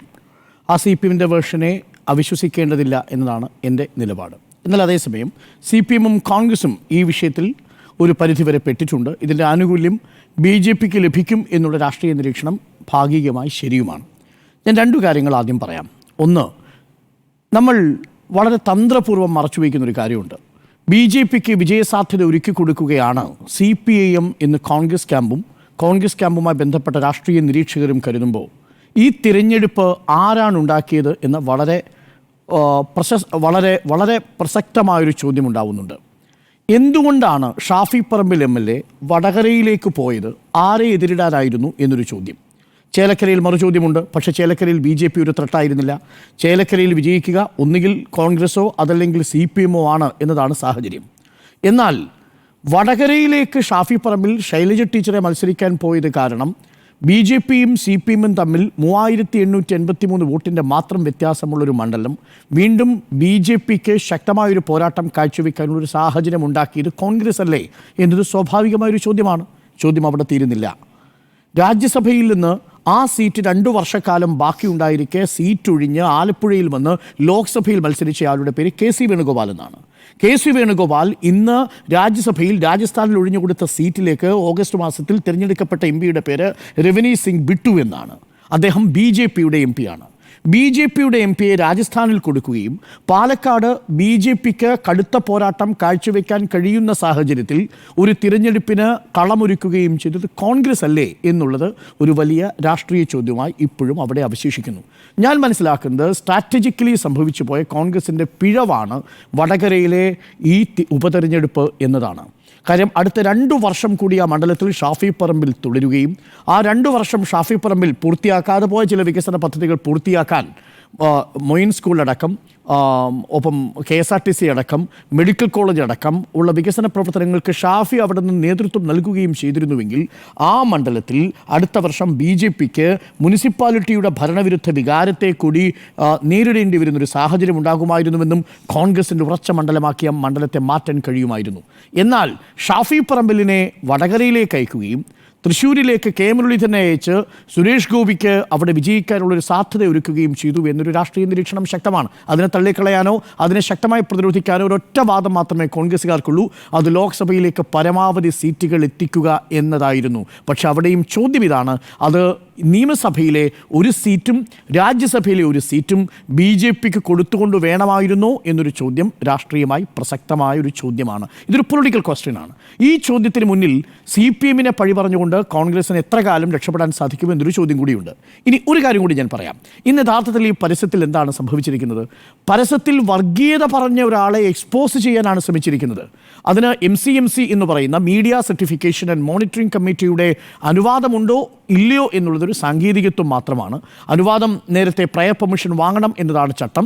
അത് ജില്ലാ കമ്മിറ്റി പരിശോധിക്കും. അതിനുശേഷം ആ ഉള്ളടക്കത്തെ സംബന്ധിച്ച് എന്തെങ്കിലും വിവാദമുണ്ടെങ്കിൽ, ഏതെങ്കിലും എതിർപ്പുണ്ടെങ്കിൽ അത് പ്രസിദ്ധീകരിക്കാൻ അനുവദിക്കില്ല. പക്ഷേ ഇവിടെ അങ്ങനെയല്ല. ഇത് പബ്ലിക് ഡൊമൈനിലുള്ള വിഷയങ്ങളാണ്. ഇവിടെ ഷാഫി പറമ്പിലിന് പറ്റിപ്പോയ ഒരു ചെറിയ തെറ്റ് എന്ന് പറയുന്നത്, സന്ദീപ് വാര്യരെ അമിതമായി വിശ്വസിച്ചുകൊണ്ട് ഷാഫി പറമ്പിൽ നിന്നൊരു സ്റ്റേറ്റ്മെൻറ്റ് നടത്തി. വടകരയിലെ കാഫി സ്ക്രീൻഷോട്ട് വ്യാജത്തിൻ്റെ ഒരു ഗ്ലോറിഫൈഡ് ആയിരിക്കുന്ന ഒരു നരേഷനാണ് ഇവിടെ സംഭവിച്ചിരിക്കുന്നത്. അത് രണ്ടും കമ്പയറബിളേ അല്ല. കാരണം ഇത് വ്യാജ സ്ക്രീൻഷോട്ട് ആയിരുന്നില്ല. അത് ഷാഫി പറമ്പിലിന് സംഭവിച്ചു പോയ സ്ട്രാറ്റജിക് പിഴവാണ്. അതാണ് യഥാർത്ഥത്തിൽ കോൺഗ്രസിന് സംഭവിച്ച ഒരു പിഴവ്. CPM ഇന്നത് വലിയ രീതിയിൽ പ്രചരിപ്പിക്കാൻ ശ്രമിക്കുന്നതും അതാണ്. സ്ട്രാറ്റജിക്കലി എന്നാൽ ഈ പരസ്യം കൊണ്ട് CPM നേടിയിരിക്കുന്നൊരു നേട്ടമുണ്ട്.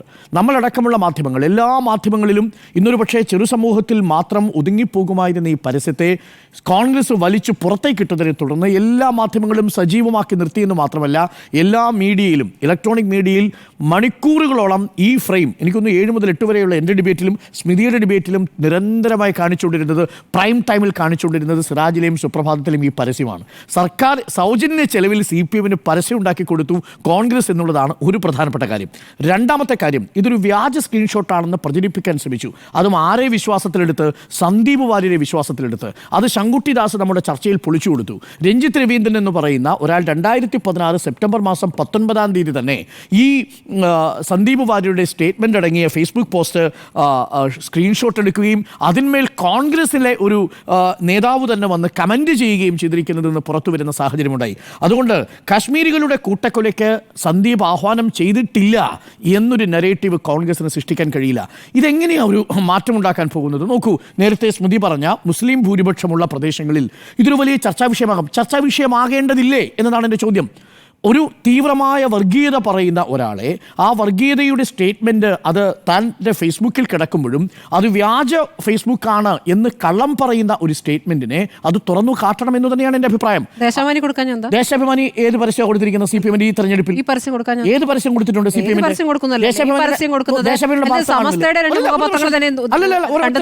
ദേശാഭിമാനിയുടെ CPM ഒരു പരസ്യം കാണിച്ചു. സമസ്തയുടെ 2 മുഖപത്രങ്ങളിൽ തന്നെ കൊടുക്കാനുള്ള ഉദ്ദേശം എന്താണ്? എന്താണ് ദീപികയിൽ കഴിഞ്ഞ തവണ കൊടുത്തത്? ദീപികയിലാണ് മണിപ്പൂർ മണിപ്പൂർ തന്നെ ദീപികയിൽ അല്ല, എന്താണ് CA പരസ്യമെടുത്ത് ദീപികയിലും മണിപ്പൂർ പരസ്യമെടുത്ത് സുപ്രഭാതത്തിൽ കൊടുക്കായിരുന്നത്? എന്തുകൊണ്ടാണ് പറഞ്ഞാൽ മതി. വളരെ സിമ്പിൾ അല്ലേ? ബാധിക്കുന്ന വിഷയം മൈനോറിറ്റി അറിയണ്ടേ? ഇപ്പൊ വർഗീയ നിലപാടുകൾ അറിയണ്ടേ? വർഗീയ നിലപാടുകൾ, ഒരു സമുദായത്തെ മുഴുവൻ കൂട്ടക്കൊല ചെയ്യണം എന്ന് പറഞ്ഞിരിക്കുന്ന ഒരാളെ കോൺഗ്രസ് ആ സമുദായത്തോടാണ് സംസാരിക്കുന്നത്. ആ സമുദായത്തോടാണ് സംസാരിക്കുന്നത്. ആ സമുദായത്തിൽ ഒരു കൺഫ്യൂഷൻ ഉണ്ടാക്കാൻ വേണ്ടിയിട്ടാണ്. എന്ത് കൺഫ്യൂഷൻ? എന്താ ഇതിനകത്തെ കൺഫ്യൂഷൻ? സന്ദീപ് വരെ ഇങ്ങനെ പറഞ്ഞിട്ടില്ലേ? ഇതിനകത്ത് എന്താ കൺഫ്യൂഷൻ? സന്ദീപ് വാര്യർ പറഞ്ഞതിന് ശേഷമല്ലേ നിങ്ങൾ മറ്റേ ഇത് പറഞ്ഞിരുന്നത്? ഏത് പറഞ്ഞത്? അദ്ദേഹം ക്രിസ്റ്റൽ അതാണ് വ്യത്യാസം. സന്ദീപ് വാര്യർ എന്താ പറഞ്ഞത്? സന്ദീപ് വാര്യനെ കുറിച്ച് CPM എടുത്ത നിലപാടുകൾ മാറ്റി വരികയാണെങ്കിൽ, MB രാജേഷിന്റെ സ്റ്റേറ്റ്മെന്റ് എന്താ? ന്യൂനപക്ഷ വിരുദ്ധമായ കാര്യങ്ങളെല്ലാം പൊതുസമൂഹത്തിൽ തിരുത്തി പറഞ്ഞ് മാപ്പ് പറഞ്ഞു വരാൻ, നിലപാടിൽ വരാൻ തയ്യാറാണെങ്കിൽ സ്വീകരിക്കും. അങ്ങനെ നിലപാടുകൾ മാറ്റി വന്നാൽ അയാൾ ഒരു നമ്പർ 1 ക്രിസ്റ്റൽ ക്ലിയർ കേഡറാണ്. അതാണ് ആ സ്റ്റേറ്റ്മെന്റ് ഞാൻ പറഞ്ഞത്. സ്മൃതിയോട് പറഞ്ഞ അതേ സ്റ്റേറ്റ്മെന്റ് ഞാൻ പറഞ്ഞത്. നിലപാടുകൾ തിരുത്തി വന്നാൽ അയാൾ ഒരു കേഡറാണ്. കാര്യം എന്താ? അയാൾ ഒരു കേഡർ പാർട്ടിയിൽ നിന്ന് വരുന്നയാളാണ്. പക്ഷെ അയാളുടെ പ്രശ്നം അയാൾ ഉൾക്കൊണ്ടിരിക്കുന്ന ഹിന്ദുത്വം എന്ന ആശയവും അത് തീവ്രമായ ന്യൂനപക്ഷ വിരുദ്ധതയും മലപ്പുറത്തെ പോലും ഹാഷ്ടാഗ് ചെയ്ത് ഒരു ആനയുടെ പടക്കത്തിന്റെ കാര്യത്തിൽ പാലക്കാട് എന്നുള്ളത് തെറ്റിദ്ധരിപ്പിച്ച് മലപ്പുറമാക്കി പ്രചരിപ്പിച്ച ഒരാളാണ്. സന്ദീപ് വാര്യർ അങ്ങനെയൊന്നും ചെയ്തു എന്നുള്ള കാര്യത്തിൽ ഒരു തർക്കവും ഒറ്റ മിനിറ്റ്. അപ്പോൾ അദ്ദേഹം നിലപാട് മാറ്റി എന്ന CPM വിശ്വസിക്കണമെങ്കിൽ ആ ടൈം പീരീഡ് എന്താണ്? ഇന്ന് സന്ദീപ് വാര്യരുടെ ഒരു സ്റ്റേറ്റ്മെന്റ് വന്നിരുന്നു, നമ്മളെല്ലാവരും കൊടുത്തു. എന്താ സന്ദീപ് പറഞ്ഞ സ്റ്റേറ്റ്മെന്റ്? എൻ്റെ അമ്മയുടെ ആഗ്രഹപ്രകാരം RSSന് ഞാൻ എൻ്റെ സ്ഥലം കൊടുക്കാൻ തയ്യാറാണ്. ഒരു വർഷത്തിനുള്ളിൽ RSSന് എൻ്റെ അമ്മയുടെ വാക്ക് പാലിച്ചുകൊണ്ട് ഞാൻ സ്ഥലം കൊടുക്കാൻ പോകുന്നു. അമ്മ വാക്ക് പറഞ്ഞാൽ മകൻ കൊടുക്കുന്നു എന്നുള്ളതൊരു വലിയ അഭിമാനത്തോടു കൂടി പ്രസ് സ്റ്റേറ്റ്മെന്റിൽ തെരഞ്ഞെടുപ്പിന് മുൻപ് പറയുന്ന ഒരു RSSകാരനായ ഒരു RSSനോട് അനുഭാവമുള്ള എന്നോട് അങ്ങനെയല്ല പറഞ്ഞത്. ശങ്കർ സിംഗ് വകയില മുറിച്ചില്ലേ എന്ന് ചോദിച്ചത്. അദ്ദേഹം മുറിച്ചു എന്നല്ല പറഞ്ഞത്. അദ്ദേഹം മുറിച്ചു എന്ന് പറഞ്ഞില്ല. നമ്പർ 1. ഇനി അദ്ദേഹം മുറിച്ചാൽ ഇനി ഞാൻ ചോദിക്കട്ടെ, എൻ്റെ അമ്മയുടെ ആഗ്രഹപ്രകാരം ഞാൻ RSSന് സ്ഥലം കൊടുക്കുമെന്ന് ഇന്ന് പറയേണ്ട കാര്യം എന്താ? ഇന്ന് ആരെങ്കിലും ചോദിച്ചോ? ഒരു വർഷത്തിനുള്ളിൽ ഏറ്റെടുത്താൽ മതി. ഒരു വർഷത്തിനുള്ളിൽ RSSന് ഏറ്റെടുത്ത് കൊടുക്കാൻ പോകുന്നത് ഇന്ന് കോൺഗ്രസ് ഇന്ന് പറഞ്ഞ സ്റ്റേറ്റ്മെന്റ് ആണ്. അത് അയാളുടെ ഉള്ളിൽ RSS ഇല്ലെങ്കിൽ, അയാളുടെ ഉള്ളിൽ ഇപ്പോഴും അയാളുടെ ആശയം ഇല്ലെങ്കിൽ, അയാളുടെ ഭൂമി എടുത്ത് RSSന് കൊടുക്കാൻ, അയാളുടെ അമ്മയുടെ ഭൂമി എടുത്ത് RSSന് കൊടുക്കാൻ പറയൂ. അയാൾക്ക് നിലപാടെടുക്കാമല്ലോ. എൻ്റെ അമ്മയുടെ ആഗ്രഹം അതായിരുന്നു, പക്ഷേ എൻ്റെ അമ്മ തെറ്റിദ്ധരിച്ചു. ഞാൻ പറയുന്നു RSSനെ പോലും സംഘടനയ്ക്ക് കൊടുക്കാൻ കഴിയില്ല. അത് കൊടുക്കേണ്ടത് ഒരു മനുഷ്യ സ്നേഹത്തിന് കൊടുക്കുന്ന ഒരു സന്നദ്ധ സംഘടനയ്ക്ക് കൊടുക്കാൻ ഞാൻ തയ്യാറാണ്. മറ്റ് കേസുകളില്ലെങ്കിൽ ഞാൻ കൊടുക്കും എന്ന് പറയേണ്ടതിന് പകരം അയാൾ എന്താ പറഞ്ഞത്? ഒരു വർഷത്തെ സമയപരിധി കൊടുക്കുന്നു RSSന്. ഒരു വർഷം RSSന് ആ ഭൂമി ഏറ്റെടുക്കാം. ആരുടെ ഭൂമി? സന്ദീപ് വാര്യരുടെ. അപ്പോൾ RSSന് ഭൂമി വിട്ടുകൊടുക്കുന്ന ഒരാളെ ആ ന്യൂനപക്ഷ സമുദായങ്ങൾക്കിടയിൽ തുറന്നു കാണിക്കേണ്ടതുണ്ട്. അയാളെ കൈപിടിച്ച് ഉള്ളിലേക്ക് കൊണ്ടുവരികയും BJPയുമായുള്ള ബന്ധത്തിന്റെ പേരിൽ നിലപാടെടുത്ത ആളെ പുറത്താക്കുകയും ചെയ്തു. അതാണ് ഇന്ന് പത്രത്തിൽ കൊടുത്തിട്ടുള്ള പരസ്യത്തിന്റെ ലീഡ്. ഏതാണ്? സരിനെ പുറത്താക്കുകയും സന്ദീപിനെ ഉള്ളിലാക്കുകയും ചെയ്യുമ്പോൾ സരിനെ പുറത്താക്കിയത് അങ്ങനെയല്ലേ? BJPയുമായുള്ള ബന്ധം തുറന്നു പറഞ്ഞതിന്റെ പേരിലല്ലേ അച്ചടക്കലംഘനം നേരിട്ടത്? VD സതീശൻ BJPയുടെ ഒരു ട്യൂണായി പ്രവർത്തിക്കുന്നു, BJPക്ക് ഗുണകരമായ രീതിയിൽ പ്രവർത്തിക്കുന്നു എന്ന് സരിൻ തുറന്നു പറഞ്ഞതിന്റെ പേരിലാണല്ലോ അച്ചടക്കലംഘനം ഉണ്ടായത്. അതിന്റെ പേരിലാണല്ലോ പുറത്താക്കുന്നത്. പുറത്താക്കി കഴിഞ്ഞതിന് ശേഷം കൈ കൊടുക്കുന്നത് ആർക്കാണ്? സന്ദീപിന്. ആ സന്ദീപ് പറഞ്ഞ സ്റ്റേറ്റ്മെന്റ് ആണ് കാശ്മീരിലെ കൂട്ടക്കൊലയെക്കുറിച്ച്, കാശ്മീരിൽ ജീനോസൈഡ് വേണമെന്ന് പറഞ്ഞതിനെക്കുറിച്ച്. എന്നിട്ട് സന്ദീപ് പറഞ്ഞത് വിശ്വസിച്ചുകൊണ്ട് ഷാഫി പറമ്പിൽ നമ്മളോട് പറയുന്നു അത് വ്യാജ സ്ക്രീൻഷോട്ട് ആണെന്ന്. വ്യാജ സ്ക്രീൻഷോട്ട് അല്ല, അത് യഥാർത്ഥ സ്ക്രീൻഷോട്ടാണ്. അത് തുറന്നു പറയേണ്ട ഉത്തരവാദിത്വം ഒരു പാർട്ടിക്കുണ്ട്, ഒരു സംഘടനയ്ക്കുണ്ട്. ആ നേതാവിനെ എന്താ സംശയം? നിങ്ങൾക്ക് തെരഞ്ഞെടുപ്പിന്റെ തലേന്നോ തെരഞ്ഞെടുപ്പിന് പിറ്റേന്നോ ആവശ്യമുണ്ടോ? ഇതേപോലെ നോക്കൂ, ഒരു നിമിഷം, അത് സാങ്കേതികത്വമാണ്. അത് MCMC പരിശോധിക്കട്ടെ. MCMC കൊടുത്തിട്ടുണ്ടല്ലോ, പരിശോധിച്ച് വരട്ടെ. പക്ഷെ അതിനു മുൻപ് എൻ്റെ ചോദ്യം ഇതാണ്. ഈ സന്ദീപ് വാര്യർ RSSന്റെ ഭൂമി വിട്ടുകൊടുക്കാമെന്ന് പറഞ്ഞത് ഇന്നാണെങ്കിൽ അയാളുടെ ഉള്ളിൽ ഒരു RSSകാരനില്ല എന്ന് നിങ്ങൾ എങ്ങനെ ഉറപ്പിക്കും? സന്ദീപ് വാര്യർക്ക് വേണ്ടി വാദം പറയാനൊന്നും ഞാനില്ല. RSSന് ഭൂമി വിട്ടുകൊടുക്കുമെന്ന് ഇന്ന് പറയുമ്പോൾ ഇന്നലെ അത് മനസ്സിലാക്കിക്കൊണ്ട് പത്രപരസ്യം കൊടുക്കുകയായിരുന്നു. എന്താണ് അയാളുടെ ഉള്ളിൽ ഇപ്പോഴും RSS ഉണ്ടോ എന്നുള്ള ആർക്കാ മനസ്സിലാവാത്തത്? അതുകൊണ്ടാണല്ലോ അദ്ദേഹത്തിന്റെ ആദ്യത്തെ സ്റ്റേറ്റ്മെന്റിൽ തന്നെ പാകിസ്ഥാൻ എന്നുള്ള ടേം കടന്നു വന്നത്. നിങ്ങൾക്കൊരു സുപ്രഭാതം കൊണ്ട് മാറ്റാൻ കഴിയുന്നതല്ല നിങ്ങളുടെ ആശയ അടിത്തറ എന്ന് പറയുന്നത്. OK വാസുവിന്റെ കാര്യത്തിൽ എങ്ങനെയാ? OK വാസുവിനെ കേരളത്തിലെമ്പാടും പ്രത്യേകിച്ച് മലബാർ റീജിയനിൽ RSSനെ തള്ളിപ്പറഞ്ഞുകൊണ്ട് വിവിധ ക്യാമ്പയിനുകളിൽ പ്രസംഗിപ്പിച്ചു. സുധീഷ് മിന്നി RSSനെതിരെ പുസ്തകം എഴുതി.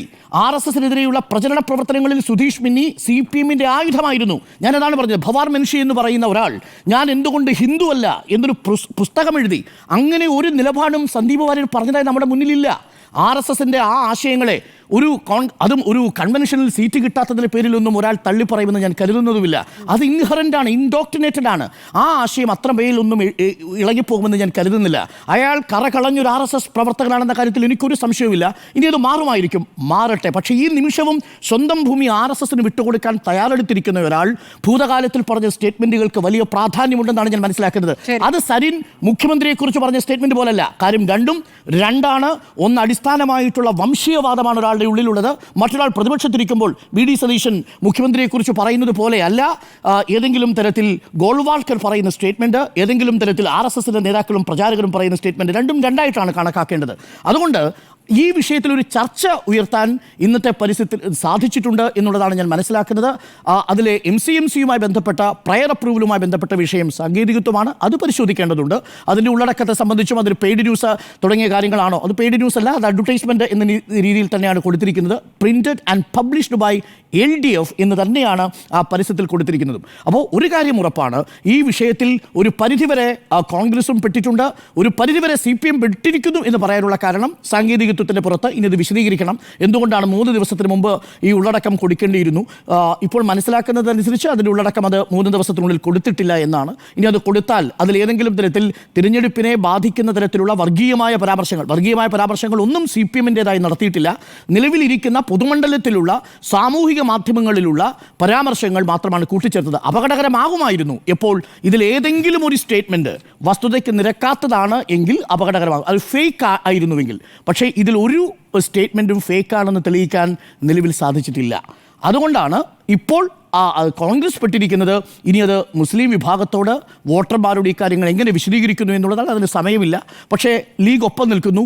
ലീഗ് കാണുന്നത് BJPയെ ക്ഷയിപ്പിക്കാൻ വേണ്ടി ഒരു നേതാവിനെ ഇറക്കിക്കൊണ്ടുവന്നിരിക്കുന്നു എന്ന നിലയിലാണ്. ഒരു കാര്യം കൂടി പറഞ്ഞ് ഞാൻ അവസാനിപ്പിക്കാം.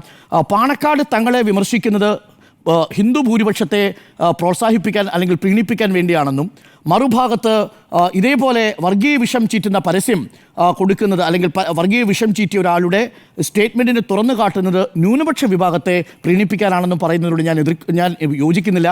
കാര്യം അത് ഭൂരിപക്ഷമാണെങ്കിലും ന്യൂനപക്ഷമാണെങ്കിലും രണ്ടു വർഗീയതയും അപകടകരമാണ് എന്ന നിലപാടാണ് CPM എടുത്തിരിക്കുന്നത്. അതിൽ വ്യക്തിപരമായി എനിക്കൊരു വിയോജിപ്പുണ്ട്. കാരണം അധികാരത്തിലിരിക്കുന്ന ഭൂരിപക്ഷ വർഗീയതയ്ക്ക് ന്യൂനപക്ഷ വർഗീയതയേക്കാൾ കൂടുതൽ പ്രഹരശേഷിയുണ്ട് എന്നതാണ് എൻ്റെ രാഷ്ട്രീയ ബോധ്യം. പക്ഷേ CPMൻ്റെ രാഷ്ട്രീയ ബോധ്യം രണ്ടു വർഗീയതകളെയും ഒരേപോലെ എക്സ്പോസ് ചെയ്യണം എന്നുള്ളതാണ്. അതുകൊണ്ട് തന്നെ ഇപ്പോഴും കോൺഗ്രസ് ഉത്തരം പറയാത്തൊരു ചോദ്യമുണ്ട് പാലക്കാട്. SDP-യുടെ വോട്ട് വേണോ വേണ്ടയോ, വെൽഫെയറിൻ്റെ വോട്ട് വേണമോ വേണ്ടയോ, അഥവാ ജമാഅത്തയുടെ വോട്ട് വേണോ വേണ്ടയോ? ഇതിൽ SDP-യുടെ വോട്ട് വേണ്ട എന്ന് പറയാനുള്ള ചങ്കൂറ്റം ഈ നിമിഷം വരെയും കോൺഗ്രസ് കാട്ടിയിട്ടില്ല. എന്നാൽ അത് CPM കാട്ടിയിട്ടുണ്ട് താനും. SDP-യുടെയും ജമാഅത്തയുടെയും വോട്ട് വേണ്ട. അപ്പോൾ പരാജയപ്പെടുകയാണെങ്കിൽ പോലും SDP-യുടെ വോട്ട് വേണ്ട എന്ന് പറയുന്നത് ഒരു രാഷ്ട്രീയമായ ഒരു നിലപാടാണ് എന്നാണ് ഞാൻ ഇപ്പോഴും വിശ്വസിക്കുന്നത്. SDP ഇപ്പോഴും മഹല്ലുകൾ കേന്ദ്രീകരിച്ചുകൊണ്ട് നോട്ടീസ് വിതരണം നടത്തുന്നുണ്ട്. അതിൻ്റെ ആനുകൂല്യം UDF-നാണ് ലഭിക്കുക. പക്ഷേ നോട്ടീസ് വിതരണം ചെയ്യുന്നവർ ഇന്നത്തെ പരസ്യം കൂടി കിട്ടുമ്പോൾ സ്വാഭാവികമായും താങ്കൾ പറഞ്ഞതുപോലെ ഈ കോൺഗ്രസ് പക്ഷത്തിന് വോട്ട് ചെയ്യേണ്ടതുണ്ടോ എന്നൊരു സംശയം സ്വാഭാവികമായി ജനിച്ചേക്കാം. അതിനി വരുന്ന ദിവസങ്ങളിലാണ് നമുക്ക് വ്യക്തമാവുക. പക്ഷേ ഇത് റിസൾട്ടിൽ വലിയ മാറ്റമുണ്ടാക്കുമെന്നൊന്നും ഞാൻ കരുതുന്നില്ല. സ്ട്രാറ്റജിക്കലി ഇതൊരു ചർച്ചയാക്കാൻ CPMന് സാധിച്ചു എന്നത് മാത്രമാണ് CPMൻ്റെ ഇതിലെ നേട്ടമെന്നാണ് ഞാൻ കരുതുന്നത്. സുജയ, പരസ്യത്തിൽപ്പെട്ടോ? പിന്നെ പെട്ടില്ലേ, പരസ്യത്തെക്കുറിച്ച് തന്നെ പറഞ്ഞുകൊണ്ടിരിക്കുകയാണ്. ശരിക്കും പറഞ്ഞു കഴിഞ്ഞിട്ടുണ്ടെങ്കിൽ ഇവിടെ ഈ പരസ്യം കൊടുത്തത് സുപ്രഭാതത്തിലും സിറാജിലുമാണെന്നുണ്ടെങ്കിൽ ഇനി അത് വരാൻ നാട്ടിൽ ഇനി വേറെ സ്ഥലമൊന്നുമില്ല. LDF-നാണെങ്കിൽ ചുരുങ്ങിയ പൈസയ്ക്ക് കാര്യം നടക്കുകയും ചെയ്തു. പാലക്കാട് എഡിഷനിലും മലപ്പുറം എഡിഷനിലുമാണ്. സുപ്രഭാതത്തിന് പാലക്കാട് എഡിഷൻ, സിറാജിന് മലപ്പുറം എഡിഷൻ. ഇത് രണ്ടിലുമാണ് LDF എന്തായാലും പരസ്യം കൊടുത്തത്. EN സുരേഷ് ബാബുവിനെ ഞാൻ അക്കാര്യത്തിൽ അഭിനന്ദിക്കുകയാണ്. അദ്ദേഹം എടുത്തത് കൃത്യമായ തീരുമാനമാണ്. ഇതിപ്പോൾ എല്ലാ പത്രത്തിലും കൊടുത്ത് BBC-യിലും കൊടുത്ത പോലെ അത്രമാത്രം പ്രചാരം കിട്ടിയിരിക്കുകയാണ്. വലിയ രീതിയിൽ CPM-ൻ്റെ പരസ്യമാണല്ലോ. അപ്പോൾ LDF-ൻ്റെ ആ ഒരു നീക്കം വിജയിച്ചു എന്ന് വേണം മനസ്സിലാക്കാൻ. ന്യൂനപക്ഷ വോട്ട് അത് തങ്ങൾക്ക് എൻ ബ്ലോക്കായി കിട്ടും എന്നുള്ള ഒരു അമിത ആത്മവിശ്വാസത്തോടു കൂടിയാണ് ഷാഫി പറമ്പിൽ പറഞ്ഞ സ്ഥാനാർത്ഥിയെ തന്നെ പാലക്കാട്ട് നിർത്തിക്കൊടുത്തത്. അപ്പോൾ അതിന്മേൽ ഈ മർമ്മത്തിലടിക്കുക എന്ന് പറയില്ലേ, അങ്ങനെ ഒരു അടിയാണ് ഇന്ന് ഈ പരസ്യത്തിലൂടെ കൊടുത്തത്. അതിൽ ഹാലിളകിക്കൊണ്ടുള്ള പ്രതികരണങ്ങൾ രാവിലെ മുതൽ തന്നെ നമ്മൾ കാണുകയാണ്. എത്ര തവണയാണ് ഷാഫി പറമ്പിലൊക്കെ ഇന്ന് ക്യാമറയ്ക്ക് മുന്നിലേക്ക് വന്നത്, പ്രതികരണങ്ങൾ നടത്തിയത്, ഓടി നടന്ന് പ്രതികരിക്കുകയായിരുന്നു. സ്ഥാനാർത്ഥിയും ആകെ ടെൻസ്ഡായിരുന്നു. ഉണ്ണി സാർ പറഞ്ഞതുപോലെ ഇന്നലെ ഉണ്ണി സാർ പറയുന്നുണ്ടായിരുന്നു UDF ക്യാമ്പിൽ ഒരു ടെൻഷനും ഇല്ല, UDF ക്യാമ്പ് ടെൻഷൻ ഫ്രീ ആണ്. ഇന്നെന്തായാലും ടെൻഷൻ ഉണ്ടായിട്ടുണ്ടാകും എന്ന് അങ്ങ് ഇനിയെങ്കിലും സമ്മതിക്കുമായിരിക്കും. എന്തായാലും ഈ പരസ്യത്തിലേക്ക് വന്നു കഴിഞ്ഞാൽ സരിൻ തരംഗം എന്നതാണ് പരസ്യത്തിൻ്റെ തലക്കെട്ട്. അപ്പോൾ സരിൻ തരംഗം എന്ന് പറഞ്ഞ് പരസ്യം കൊടുക്കുന്നത് BJPയെ വിജയിപ്പിക്കാനാണ് എന്നൊക്കെ പറയുന്നതിൻ്റെ യുക്തി എന്താണെന്ന് എനിക്ക് മനസ്സിലാവുന്നില്ല. അതിനിടയിലാണ് VD സതീശൻ ഇന്ന് മുഖ്യമന്ത്രി പിണറായി വിജയൻ ഒരു പുതിയ പേരൊക്കെ ഇട്ടു, പാഷാണം വർക്കി എന്നൊരു പേരൊക്കെ ഇട്ടാണ് ഇന്ന് മുഖ്യമന്ത്രി കുറിച്ച് പറഞ്ഞത്. പാഷാണം വർക്കിയെ പോലെ ആകരുത് പിണറായി വിജയൻ എന്നാണ് VD സതീശൻ പറഞ്ഞത്. അതിനുള്ള മറുപടി സന്ദീപ് വാര്യരുടെ ഭാഷയിൽ പറയാം. കാരണം VD സതീശനൊപ്പം ഇപ്പോൾ സന്ദീപ് വാര്യരെയാണല്ലോ ചേർത്ത് പിടിക്കുന്നത്. അപ്പോൾ സന്ദീപ് വാര്യർ 2022 ജൂലൈ 9-ാം തീയതി VD സതീശൻ ഒരു മറുപടി ഇട്ടിട്ടുണ്ട്. അത് ഫേസ്ബുക്കിൽ കിടപ്പുണ്ട്. അത് റിമൂവ് ചെയ്യാൻ വിട്ടുപോയതായിരിക്കാം, അത് ഇപ്പോൾ റിമൂവ് ചെയ്തുകൊണ്ടിരിക്കുകയായിരിക്കും. പല പോസ്റ്റുകളും റിമൂവ് ചെയ്തുകൊണ്ടിരിക്കുകയാണല്ലോ ഘട്ടം ഘട്ടമായി. ഭാഗമായി 2022 ജൂലൈ 9 സന്ദീപ് വാര്യർ പറഞ്ഞത് VD സതീശൻ വീണെടുത്ത് കിടന്നുരുളുന്ന സതീശനാകരുതെന്നാണ്. അപ്പോൾ ഈ പരസ്യ വിവാദത്തിലും അത്രയുമേ തിരിച്ചു പറയാനുള്ളൂ. മുഖ്യമന്ത്രി പിണറായി വിജയനെ പാഷാണം വർക്ക് എന്നൊക്കെ വിളിച്ചതുകൊണ്ട് ഇപ്പോൾ പെട്ടിരിക്കുന്ന ഈ ഒരു ഡാമേജിൽ നിന്ന് പുറത്തു കടക്കാൻ കഴിയുകയില്ല. അപ്പോൾ കാഫിർ വിവാദത്തിൽ ഏപ്രിൽ 28 തീയതിയൊക്കെ സന്ദീപ് ഇട്ട പോസ്റ്റ് എന്താണ് എന്നൊക്കെ ഒന്ന് എടുത്ത് നോക്കുന്നതും നന്നായിരിക്കും. ഇവിടെ ഇപ്പോൾ ഈ പരസ്യത്തിൽ, ഈ പരസ്യം എന്ന് പറയുമ്പോഴേക്കും അതൊരു അഡ്വർട്ടോറിയലാണ്, അഡ്വർടൈസ്മെൻ്റ് അല്ല, ഒരു അഡ്വർട്ടോറിയലാണ്. ഒറ്റ നോട്ടത്തിൽ പരസ്യമെന്ന് തോന്നാത്ത ഒരു ഭാഷ, വാർത്തയാണ് എന്ന് തോന്നുന്ന ഒരു ഭാഷ, അത് കൃത്യമായി ഉപയോഗിച്ചിരിക്കുകയാണ്. എനിക്ക് തോന്നുന്നത് ഈ പരസ്യം കൊടുക്കാനുള്ള ഒരു സ്വാതന്ത്ര്യമെങ്കിലും നിങ്ങളൊക്കെ LDFന് കൊടുക്കണം കേട്ടോ. CPIഎമ്മിന് ഒരു പരസ്യം കൊടുക്കാം, അനുമതി വാങ്ങണം, അതവിടെ നിൽക്കട്ടെ. അനുമതി വാങ്ങിയില്ല എങ്കിൽ അതിനുള്ള നിയമ നടപടിയോ അല്ലെങ്കിൽ വിശദീകരണമോ അതൊക്കെ അവർ നേരിടട്ടെ. പക്ഷേ ഒരു പരസ്യം കൊടുക്കാനുള്ള സ്വാതന്ത്ര്യം പോലും CPIഎമ്മിന് ഇല്ല എന്ന മട്ടിൽ ഉണ്ണി സാറും മാഡവും ഒക്കെ സംസാരിക്കുന്നത് കേട്ടപ്പോൾ അത് ഒരു തെരഞ്ഞെടുപ്പാകുമ്പോഴേക്കും CPIഎമ്മിന് എന്താ ഫൈറ്റ് ചെയ്യണ്ടേ? CPIഎം മാറി നിന്നിട്ട് കോൺഗ്രസെ നിങ്ങൾ ജയിച്ചോളൂ എന്ന് പറഞ്ഞ് CPIഎം എന്താ കൈയും കെട്ടി നിൽക്കണമെന്നുള്ളതാണോ ഉണ്ണി സാറൊക്കെ വിചാരിക്കുന്നത്? എനിക്ക് മനസ്സിലാവുന്നില്ല. CPIഎം മത്സര രംഗത്തില്ല, കോൺഗ്രസിനെ ജയിപ്പിക്കാൻ വേണ്ടി CPIഎം അങ്ങ് മാറി നിൽക്കണം, 3-ാം സ്ഥാനത്തുള്ളവർ ഒരിക്കലും 1-ാം സ്ഥാനത്ത് വരില്ല എന്നൊക്കെ പറയുന്നതിൻ്റെ ഒരു ലാംഗ്വേജ് എന്താണെന്ന് എനിക്ക്, അല്ലെങ്കിൽ അതിൻ്റെ ഒരു ഉള്ളിലുള്ള എന്താണ് ആ ചിന്താഗതി എന്ന് എനിക്ക് മനസ്സിലാവുന്നില്ല. സാർ അറിഞ്ഞുകൊണ്ട് പറയുന്നതാണോ? അല്ല, സാർ അറിഞ്ഞുകൊണ്ട് പറയുന്നതാണോ എന്ന് എനിക്ക് അറിയില്ല. എന്താ ഒരേ ശബ്ദം? അല്ല, വസ്തുതകൾക്ക് യൂണിവേഴ്സൽ ട്രൂത്ത് ആയിരിക്കും. അത് പറയുന്ന സമയത്ത് ഒന്നാമെന്ന് പറഞ്ഞിട്ട് കാര്യമില്ല. സന്ദീപ് വാര്യർ വർഗീയവാദിയാണ് എന്ന് സ്മൃതിക്ക് അഭിപ്രായം ഉണ്ടല്ലോ. ആ വർഗീയവാദിയെ കോൺഗ്രസ് കൂട്ടി എന്നുള്ള അഭിപ്രായം ഉണ്ടല്ലോ. അപ്പൊ നമ്മൾ കണ്ട കാര്യമല്ലേ. പിന്നെ അത് പറഞ്ഞാൽ ഇപ്പൊ എന്നെ കുറ്റപ്പെടുത്തിയിട്ട് വരും, അല്ലെങ്കിൽ സുജയെ കുറ്റപ്പെടുത്തിയിട്ട് വരും. അത് ഫാക്ട്. അല്ല, ഞാൻ പറയുന്നത് ഇവിടെ CPIഎം 3-ാം സ്ഥാനത്താണ്. അത് 2016 2021 കാര്യമാണ് ഉണ്ണി സാർ. അത് 2024 ഉപതെരഞ്ഞെടുപ്പിൽ അങ്ങനെ തന്നെ ആകണം എന്ന് ശഠിക്കുന്ന രീതിയിൽ CPIഎം ഒരു മത്സരത്തിന് പോലും നിൽക്കരുത്. അവർ ഈ പരസ്യം കൊടുത്തത് ഒരു മത്സരത്തിന്റെ ഭാഗമായിട്ടാണ് എന്നാണ് ഞാൻ കരുതുന്നത്. കാരണം മറുഭാഗത്തുള്ള മുസ്ലിം വോട്ടുകൾ തങ്ങൾക്ക് കിട്ടണം. അതൊരു തെരഞ്ഞെടുപ്പാകുമ്പോൾ, തെരഞ്ഞെടുപ്പ് എന്ന് പറഞ്ഞാൽ എന്താണ്? അതൊരു മത്സരമാണ്. ആ മത്സരത്തിലേക്ക് ഇറങ്ങുമ്പോഴേക്കും എല്ലാ കാലത്തും ആ വോട്ടുകൾ അവിടെ തന്നെ നിൽക്കട്ടെ എന്ന് പറഞ്ഞുകൊണ്ട് UDFന് തീരെഴുതി കൊടുക്കാൻ LDFനെ നിർബന്ധിതമാക്കുന്ന രീതിയിൽ അങ്ങ് പറയുന്നത് എനിക്ക് എന്തായാലും അതിൻ്റെ യുക്തി മനസ്സിലാകുന്നില്ല. ഇതൊരു തെരഞ്ഞെടുപ്പാണ്, ഒരു പോരാട്ടമാണ്. ആ പോരാട്ടത്തിൽ പരമാവധി വോട്ട് സ്വന്തമാക്കുക എന്നുള്ളത് LDFൻ്റെയും UDFൻ്റെയും NDAയുടെയും ലക്ഷ്യമാണ്. ന്യൂനപക്ഷ വോട്ടുകൾ എന്ന് പറയുന്നത് ആർക്കും തീരെഴുതി കൊടുത്തിരിക്കുന്ന ഒന്നൊന്നുമല്ല. അങ്ങനെ ആരും കരുതേണ്ട കാര്യവും നമ്മളാരും ചിരിച്ചിട്ടില്ല. ഇല്ല, ഉണ്ണി സാറിന്റെ ഒരു ഇരിപ്പ് നോക്കിയിട്ട് ചിരിച്ചു പോയതാണെന്ന് തോന്നുന്നു അല്ലേ? സാർ അവിടെ അടങ്ങി ഒതുങ്ങിയായിരിക്കുന്നു. ഉണ്ണി സാർ ആ മൗനം പാലിക്കുന്ന കണ്ടിട്ട് എനിക്ക് ചിരി വന്നു പോയതാണ്. ഓക്കെ. അപ്പോൾ ഈ ഒരു സന്ദീപ് വാര്യർ പറഞ്ഞ കാര്യത്തിലേക്ക് വരാം. സന്ദീപ് വാര്യർ പറയുന്നത് കൃത്രിമമായിട്ട് നിർമ്മിച്ച ഫേസ്ബുക്ക് പോസ്റ്റ് എന്നാണ്. അപ്പോൾ അങ്ങനെ കൃത്രിമമായി നിർമ്മിച്ച ഒരു ഫേസ്ബുക്ക് പോസ്റ്റ് ആണെങ്കിൽ അത് മെറ്റയ്ക്ക് ഈസി ആയിട്ട് കണ്ടുപിടിക്കാൻ കഴിയുന്നതേ ഉള്ളൂ. കാരണം നമ്മൾ ഡിലീറ്റ് ചെയ്ത് കഴിഞ്ഞാൽ നമ്മൾ ഇട്ടതിൻ്റെ കൃത്യമായിട്ട് കണ്ടെത്താൻ കഴിയും. ഏത് ദിവസമാണ് പോസ്റ്റ് ചെയ്തത്, ഏത് IP അഡ്രസ്സിൽ നിന്നാണ് പോസ്റ്റ് ചെയ്തത് തുടങ്ങിയ സകല വിവരങ്ങളും എടുക്കാവുന്നതേ ഉള്ളൂ. അപ്പോൾ സന്ദീപ് ഇങ്ങനെ ഒരു ഫേസ്ബുക്ക് പോസ്റ്റ് ഇട്ടില്ല എന്ന് പറയുമ്പോൾ അതിൻ്റെ സ്ക്രീൻഷോട്ടുകളടക്കം കയ്യിൽ വെച്ചുകൊണ്ടാണ് മറുഭാഗം നിൽക്കുന്നത് എന്നതുകൂടി സന്ദീപ് ഓർക്കണം. നമ്മൾക്ക് ആ ഫേസ്ബുക്ക് പോസ്റ്റ് ഡിലീറ്റ് ചെയ്യാൻ പറ്റും, പക്ഷേ ഇട്ടിട്ടില്ല എന്ന് പറയുന്നതിൽ ഉറച്ചു നിൽക്കണമെന്നുണ്ടെങ്കിൽ അങ്ങനെ ഒരു പോസ്റ്റ് ഉണ്ടാകാതിരിക്കണം. ഇവിടെ ഈ കാഫിർ വിവാദവുമായി ഇതിനെ കണക്ട് ചെയ്യുന്നത് അത് ശരിയാകുമെന്ന് എനിക്ക് തോന്നുന്നില്ല. എന്തായാലും സന്ദീപ് വാര്യർ ഇടുന്ന പോസ്റ്റുകളുടെ ഒരു സ്വഭാവം, അതിനായി കുറച്ച് പോസ്റ്റുകൾ കൂടി, അതായത് ഡിലീറ്റ് ചെയ്യുന്നതിന് മുൻപ് എടുത്തു വെച്ച കുറച്ച് സ്ക്രീൻഷോട്ടുകളുണ്ട്, അതിലേക്ക് കൂടി ഒന്ന് പോകാം. ഈ പരസ്യത്തിൽ വന്നതല്ല കേട്ടോ, ഇത് പരസ്യത്തിൻ്റെ പരിധിയിൽ വരില്ല. ഇത് വളരെ റീസെൻ്റ് ആയിട്ടുള്ള പോസ്റ്റാണ്. അതായത് സന്ദീപ് വാര്യർ C കൃഷ്ണകുമാറിന് വേണ്ടി പ്രചാരണം നടത്തിക്കൊണ്ടിരുന്നപ്പോഴത്തെ പോസ്റ്റാണ്. അതായത് 2 മുന്നണിയുടെ സ്ഥാനാർത്ഥിക്ക് വേണ്ടി ഈ തെരഞ്ഞെടുപ്പിൽ പ്രചാരണം നടത്തിയ ഒരേ ഒരാൾ സന്ദീപ് വാര്യരാണ്. Very lucky man. Leader K കരുണാകരന്റെ ഭാര്യ കല്യാണിക്കുട്ടിയമ്മയെ വരെ ആക്ഷേപിച്ച പാലക്കാട്ടെ UDF സ്ഥാനാർത്ഥിയെ ഇപ്പോൾ ഉമ്മൻചാണ്ടിയുടെ കുടുംബവും തള്ളിപ്പറഞ്ഞിരിക്കുന്നു. കോൺഗ്രസ് സ്ഥാനാർത്ഥിയെ കോൺഗ്രസ്സുകാർക്ക് പോലും വേണ്ട, എന്ത് വിധി ഇത് എന്ന് പറഞ്ഞുകൊണ്ട് സന്ദീപ് G വാര്യർ എന്ന ഫേസ്ബുക്ക് പ്രൊഫൈലിൽ നിന്ന് സന്ദീപ് ഇക്കഴിഞ്ഞ ഒക്ടോബർ 16 തീയതി ഇട്ട പോസ്റ്റാണിത്. അതായത് കോൺഗ്രസ് സ്ഥാനാർത്ഥിയെക്കുറിച്ചുള്ള അദ്ദേഹത്തിൻ്റെ അഭിപ്രായമാണ്. ഇനി പോപ്പുലർ ഫ്രണ്ടിൻ്റെ പൊളിറ്റിക്കൽ ആമായ SDPIയുടെ വോട്ട് വേണ്ട എന്നാണല്ലോ ഇപ്പോൾ കോൺഗ്രസ് പറയാതിരിക്കുന്നത്. സന്ദീപ് വാര്യർ അതേക്കുറിച്ച് 2022 ഒക്ടോബർ 2 തീയതി ഗാന്ധി ജയന്തി ദിനത്തിലിട്ട ഒരു പോസ്റ്റ് കൂടിയുണ്ട്. പോപ്പുലർ ഫ്രണ്ടിനുള്ള മറുപടി ഗാന്ധിജി ഭാഷയിൽ എന്നേ നൽകിയിട്ടുണ്ട്. ഇന്ത്യയും പാകിസ്ഥാനും തമ്മിൽ യുദ്ധമുണ്ടാകുന്ന പക്ഷം പാകിസ്ഥാനിലെ ഹിന്ദുക്കൾ 5ാം പത്തികളാകരുത്. ആരും അത് സഹിക്കില്ല. അവരുടെ കൂറ് പാകിസ്ഥാനോടല്ലെങ്കിൽ അവർ പാകിസ്ഥാൻ വിടണം. ഹിന്ദുക്കൾക്ക് മാത്രമേ അവരുടെ ധർമ്മത്തെയും വിശ്വാസത്തെയും തകർക്കാൻ കഴിയൂ. ഇസ്ലാം തകർക്കപ്പെടുന്നുണ്ടെങ്കിൽ അത് പാകിസ്ഥാനി മുസ്ലിങ്ങളാൽ ആയിരിക്കും എന്നൊക്കെ പറഞ്ഞുകൊണ്ട് കോട്ട് ചെയ്തുകൊണ്ടുള്ള പോസ്റ്റുകൾ ഇട്ടിട്ടുള്ള സന്ദീപ് വാര്യരുടെ നീക്കാത്ത പോസ്റ്റുകളാണ് ഞാനീ പറയുന്നത്. ഇനി 2023 ഇപ്പോൾ വ്യാജ തെരഞ്ഞെടുപ്പ് തിരിച്ചറിയൽ കാർഡൊക്കെ ഈ തെരഞ്ഞെടുപ്പിൽ ഒരു പ്രധാനപ്പെട്ട വിഷയമാണ്. അതിൽ നിന്നല്ല ഈ പരസ്യത്തിലേക്ക് മാത്രം നമ്മൾ ഈ ഒരു ദിവസം ചുരുക്കി കൊണ്ടുവരേണ്ടതില്ല. അതേക്കുറിച്ച് സന്ദീപ് വാര്യരുടെ അഭിപ്രായത്തിലേക്ക് കൂടി നമുക്ക് വരാം. യൂത്ത് കോൺഗ്രസ് തെരഞ്ഞെടുപ്പിൽ ഉപയോഗിച്ച ഇരട്ടകളുടെ തിരിച്ചറിയൽ കാർഡ്, അതിൽ 2 ചിത്രങ്ങൾ കൊടുത്തിട്ടുണ്ട് അദ്ദേഹത്തിന്റെ ഇപ്പോഴത്തെ സ്ഥാനാർത്ഥിയുടെ. അപ്പോ അല്ലേ? അതെ അതെ, രണ്ടുപേരെയും തിരിച്ചറിയേണ്ടത് എങ്ങനെയാണ് എന്നൊക്കെ പറഞ്ഞുകൊണ്ട് അത് കൃത്യമായി ഇട്ടിട്ടുണ്ട്. ഇനി SDPI കുറിച്ചുള്ള സന്ദീപ് വാര്യരുടെ അഭിപ്രായം കൂടി നമുക്ക് കേൾക്കാം. ഏപ്രിൽ 1-ാം തീയതിയാണ്. ഇതും സന്ദീപ് വാര്യരുടെ ഫേസ്ബുക്കിൽ നിന്ന് എടുത്ത ഭാഗമാണ്. SDPI പിന്തുണ UDFന്. ഏത് SDPI? ജോസഫ് മാഷിന്റെ കൈവെട്ടിയ SDPI. അരിയും മലരും കുന്തിരിക്കവും വാങ്ങിവെച്ചോളാൻ ആക്രോശിച്ച SDPI. നിരോധിത ഭീകര സംഘടന പോപ്പുലർ ഫ്രണ്ടിന്റെ രാഷ്ട്രീയ രൂപമായ SDPI. ഇന്ത്യ മുന്നണി അധികാരത്തിൽ വന്നാൽ പോപ്പുലർ ഫ്രണ്ടിന്റെ നിരോധനം പിൻവലിക്കാമെന്ന ഡീലാണ് രാഹുൽ ഗാന്ധി SDPIയുമായി ഉണ്ടാക്കിയിരിക്കുന്നത്. അതൊരിക്കലും നടക്കില്ലെങ്കിലും SDPIക്കും മറ്റു വഴികളില്ല.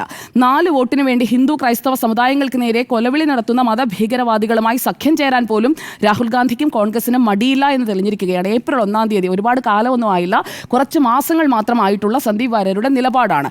ഇതേ SDPIയുടെ പിന്തുണ വേണ്ട എന്ന് ഇതുവരെ പറഞ്ഞിട്ടില്ല എന്ന് മാത്രമല്ല, SDPI ഇപ്പോഴും പ്രചാരണം നടത്തിക്കൊണ്ടിരിക്കുകയാണ്. അപ്പോൾ ഈ പരസ്യമിട്ട LDFനെ അങ്ങ് വിമർശിക്കുന്നവർ ഈ കാര്യങ്ങൾ കൂടി ഒന്ന് കാണേണ്ടതുണ്ട്. ഇവിടെ മതേതരവാദിയായ സരിനെ പോലെയുള്ള ഒരാളെ പുറത്താക്കി വർഗീയതയുടെ കാളകൂട വിഷത്തെ സ്വീകരിച്ചു. അതാണ് കോൺഗ്രസിനെതിരെ ഈ ഒരു പരസ്യത്തിലൂടെ വിമർശനമായി LDF ഇന്ന് മുന്നോട്ട് വെച്ചിരിക്കുന്നത്. അപ്പോൾ അതിന് ഈ പരസ്യം കൊടുക്കുമ്പോൾ ആ പരസ്യത്തിൽ തങ്ങൾ ആഗ്രഹിക്കുന്നതേ വരാൻ പാടുള്ളൂ എന്നുള്ള ഒരു നിർബന്ധ ബുദ്ധിയൊക്കെ VD സതീശനും കൂട്ടരും വെച്ച് കഴിഞ്ഞാൽ, അല്ലാതെ ഷാഫി പറമ്പിൽ പറയുന്ന രീതിയിൽ LDFന് പരസ്യം കൊടുക്കാൻ കഴിയില്ല എന്നുള്ള ഒരു വസ്തുത എവിടെയുണ്ട്. അതുപോലെ തന്നെ തിരിച്ച് UDF കൊടുക്കേണ്ട പരസ്യം എന്താണെന്നുള്ളത് LDFോ NDAയോ അല്ല തീരുമാനിക്കേണ്ടത്. അത് ഓരോ മുന്നണിയുടെ സ്വാതന്ത്ര്യമാണ് ഏത് രീതിയിൽ പരസ്യം ചെയ്യണമെന്നുള്ളത്.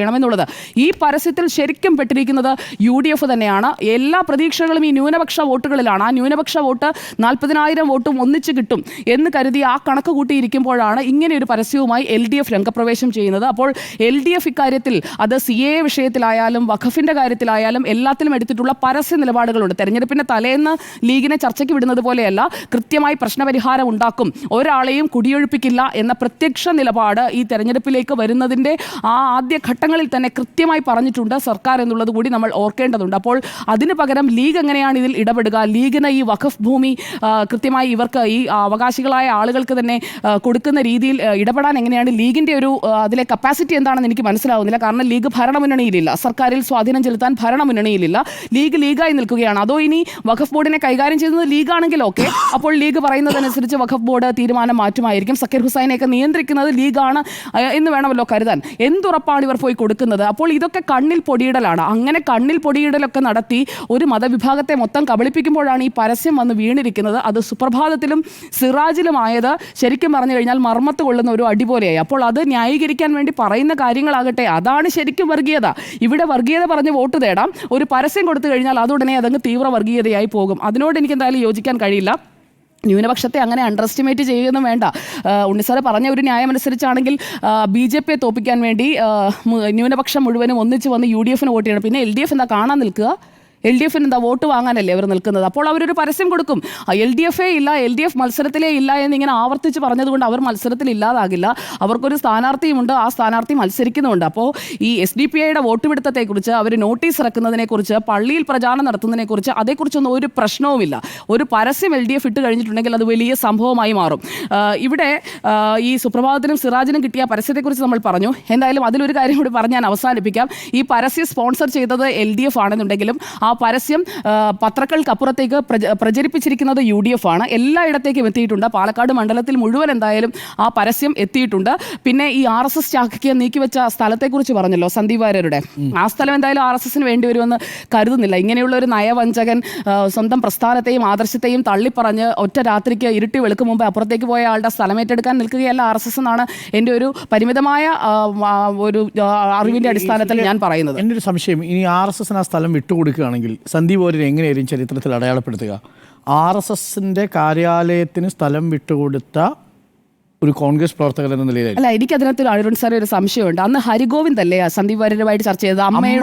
അമ്മ കോൺഗ്രസ് അനുകൂല അധ്യാപക സംഘടനയുടെ ആളായതുകൊണ്ട് ഹരിഗോവിന്ദ് വഴി അങ്ങനെ എത്തി. അങ്ങനെയാണെന്നുണ്ടെങ്കിൽ കോൺഗ്രസ്സുകാരിയായ അമ്മ നേരത്തെ തന്നെ RSSന് കൊടുത്തല്ലോ.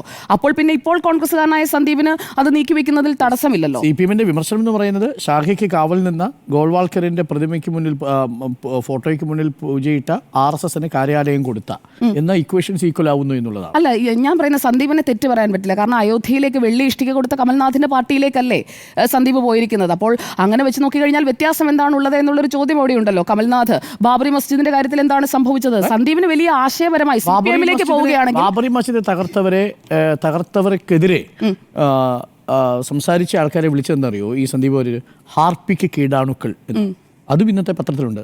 അത് പക്ഷേ അധികം ഹൈലൈറ്റ് ചെയ്തിട്ടില്ല. കാര്യം അന്ന് ലീഗ് അടക്കമാണല്ലോ, ലീഗിനെയാണ് വിശേഷിപ്പിച്ചത് ആ അർത്ഥത്തിൽ. കാര്യം ലീഗാണ് അന്ന് മതേതര ചേരിയിൽ നിന്നുകൊണ്ട് ബാബറി മസ്ജിദിൻ്റെ ധ്വംസനത്തിനെതിരെ, അത് തകർത്തതിനെതിരെയുള്ള ഏറ്റവും ശക്തമായ നിലപാട് സ്വീകരിച്ചത്, മതേതരമായി സ്വീകരിച്ചത് ആ നിലപാട്. അപ്പോൾ ക്രിസ്റ്റൽ ക്ലിയർ ആയിരുന്നു കേട്ടോ അല്ല എന്തായാലും ആർഗ്യുമെന്റ്. അല്ല ഞാൻ ഒരു കാര്യം കൂടി പറഞ്ഞോട്ടെ, എനിക്ക് വേറെ ചിലതൊക്കെ ക്ലിയർ ആയിട്ടുണ്ട്. അല്ല അത് നിങ്ങൾ എന്ത് വേണമെങ്കിലും പറഞ്ഞോളൂ. എന്തായാലും സന്ദീപ് നല്ല ക്ലാരിറ്റി, ഇന്നത്തെ പരസ്യത്തോടു കൂടി ക്ലാരിറ്റി സന്ദീപിന്റെ മാത്രമല്ല BJP-ക്ക് വോട്ടുണ്ടാക്കാൻ വഴി കൂടിയാണ് ഈ പരസ്യങ്ങൾ. സംശയമില്ല, BJP-ക്ക് വഴി BJP ഉണ്ടാക്കിക്കോളൂ. അല്ല ഞാൻ ഒരു കാര്യം ഞാൻ ഒരു വരി കൂടി SDP-യുടെ ലഘുലേഖ രഹസ്യമായി വിതരണം ചെയ്യുന്നതും 2 പത്രങ്ങളിൽ പരസ്യം ചെയ്യുന്നതും തമ്മിൽ 2 നല്ല വ്യത്യാസമുണ്ട്. അതാ എൻഡോസ് ചെയ്യാനുള്ള ഒരു ആത്മധൈര്യം ഉണ്ടാവും. അല്ല SDP വിതരണം ചെയ്യുന്നതിനെ കുറിച്ച് എന്തിനാണ് UDF ആശങ്കപ്പെടേണ്ട കാര്യം? SDP പിന്തുണ പ്രഖ്യാപിച്ചിരിക്കുന്നു. ആ വോട്ട് വേണ്ടെന്ന് പറയാത്തതും UDF. വർഗീയ വോട്ട് വേണ്ട എന്ന് പറഞ്ഞാൽ പോരെ? അങ്ങനെ പറഞ്ഞാൽ മതിയോ? മതി. അങ്ങനെ പറഞ്ഞാൽ ജമാഅത്തെ ഇസ്ലാമി നേരത്തെ കൊലപാതകം നടത്തിയ അങ്ങോട്ടും ഇങ്ങോട്ടും ഉണ്ടെന്നല്ല. പാലക്കാട്ട് ഇങ്ങോട്ടുള്ള കൊലപാതകം പറ. പാലക്കാട് മാത്രമല്ല, പാലക്കാട് ഇങ്ങോട്ടുള്ള കൊലപാതകങ്ങളുടെ കണക്കൊന്ന് പറ. പാലക്കാട്ട് പറ, മാഡം പറ. RSS-ന്റെ കൊലപാതകം ഞാൻ പറഞ്ഞ ഈ 2 കൊലപാതകങ്ങളിൽ മറുഭാഗത്ത് RSS പാലക്കാട്ട് ആരെയാ കൊന്നതാണ് മുന്നേറുന്നത്. തെരഞ്ഞെടുപ്പിന്റെ തലേ ദിവസം ഈ വിഷയത്തിൽ അധികം വലിയ നീണ്ട ചർച്ചയിലേക്കൊന്നും പോകണ്ട. SDP ചെയ്ത് ഇവിടെ നമ്മുടെ മുന്നിലുണ്ട്. ആ കൊലപാതകങ്ങളൊന്നും ആരും ഇവിടെ ന്യായീകരിക്കില്ല. പക്ഷെ ആ SDP തീവ്ര സംഘടനകളുടെ വോട്ട് വേണ്ട എന്ന് പറഞ്ഞാൽ അത് വ്യക്തമാണ്. ചോദ്യം എങ്ങനെയാ? നമ്മൾ പലതവണ ചോദിച്ചു SDP-യുടെ വോട്ട് ഈ തെരഞ്ഞെടുപ്പിൽ വേണോ? കോൺഗ്രസിനോടുള്ള ചോദ്യം. തീവ്രവർഗീയ സ്വഭാവമുള്ള ഒരു സംഘടനയുടെ വോട്ട് വേണ്ട. സാർ SDP-യുടെ വോട്ട് വേണോ? തീവ്രവർഗീയ സംഘടനയുടെ സ്വഭാവം പേര് പറഞ്ഞാൽ വോട്ട് പോവില്ലേ? പറയില്ല. ഇനി നിങ്ങൾ CPM-ന്റെ നേതാക്കളോട് ചോദിക്കൂ. SDP-യുടെയും വോട്ട് വേണ്ടെന്ന് പറഞ്ഞു കേട്ടില്ലല്ലോ. PDP എവിടെ പ്രഖ്യാപിച്ചു? അത് താങ്കൾ കാണാത്ത 110 പേരോ കണ്ടേ ഉള്ളൂ. എണ്ണ എടുത്തിട്ടാണോ പിന്തുണ വേണ്ടെന്ന് പറയുന്നത്? PDP-യുടെ പിന്തുണ വേണ്ടെന്ന് പറഞ്ഞു ഞാൻ കേട്ടില്ലല്ലോ. എവിടെയാണ് താങ്കൾ കേട്ടോ? PDP-യുടെ പിന്തുണ വാർത്താക്കുറിപ്പുണ്ടല്ലോ. PDP-യുടെ വാർത്താക്കുറിപ്പ് പത്രങ്ങൾ വന്നിട്ടുണ്ടല്ലോ. PDP എവിടെയാ ലഘുലേഖ വിതരണം ചെയ്ത്? ലഘുലേഖ അത് ശരി. അതേ രീതിയിൽ ചെയ്താലേ അതേ രീതിയിൽ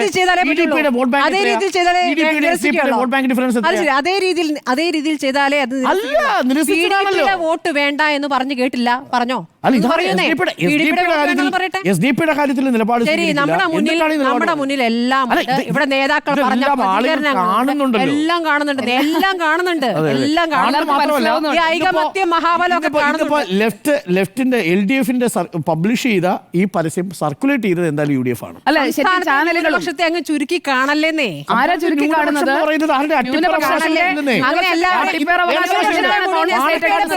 കെട്ടാൻ നോക്കല്ലേന്നേ. പാലക്കാട് സാദിഖലി തങ്ങളെ വിമർശിക്കരുത് എന്ന നിലപാട് എങ്ങനെ UDF-ന് എടുക്കാൻ കഴിയുക? ലീഗ് ദേശാഭിമാനി കൊടുക്കാതിരുന്നത് ഇന്നെന്താ മുഖ്യമന്ത്രി ഉള്ളടക്കം എങ്ങനെ വരും?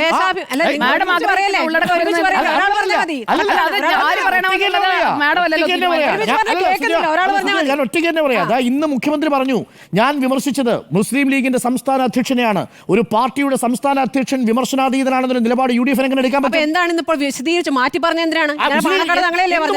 എന്തുകൊണ്ട് ദേശാഭിമാനിയിലെ തലക്കെട്ടിൽ ചിലരെ മഹത്വവൽക്കരിക്കുന്നത് UDF-ന്റെ വെപ്രാളം മറയ്ക്കാൻ എന്നുള്ള ഈ വാർത്തയിൽ എന്തുകൊണ്ട് പാണക്കാട് തങ്ങളെക്കെതിരെ നടത്തിയ പ്രസംഗത്തിലെ ഭാഗമില്ല?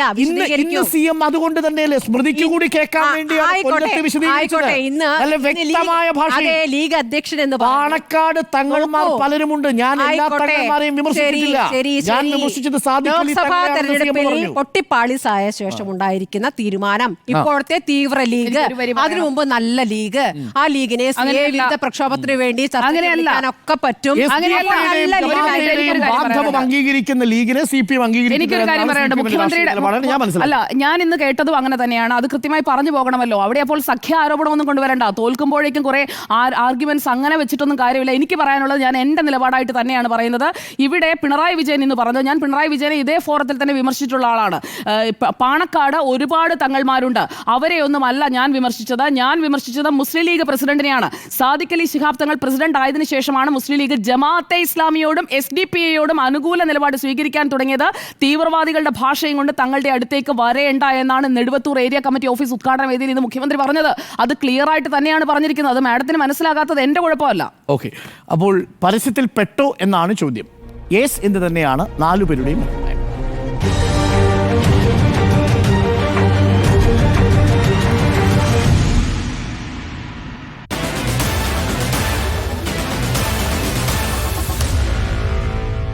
Meet the editors.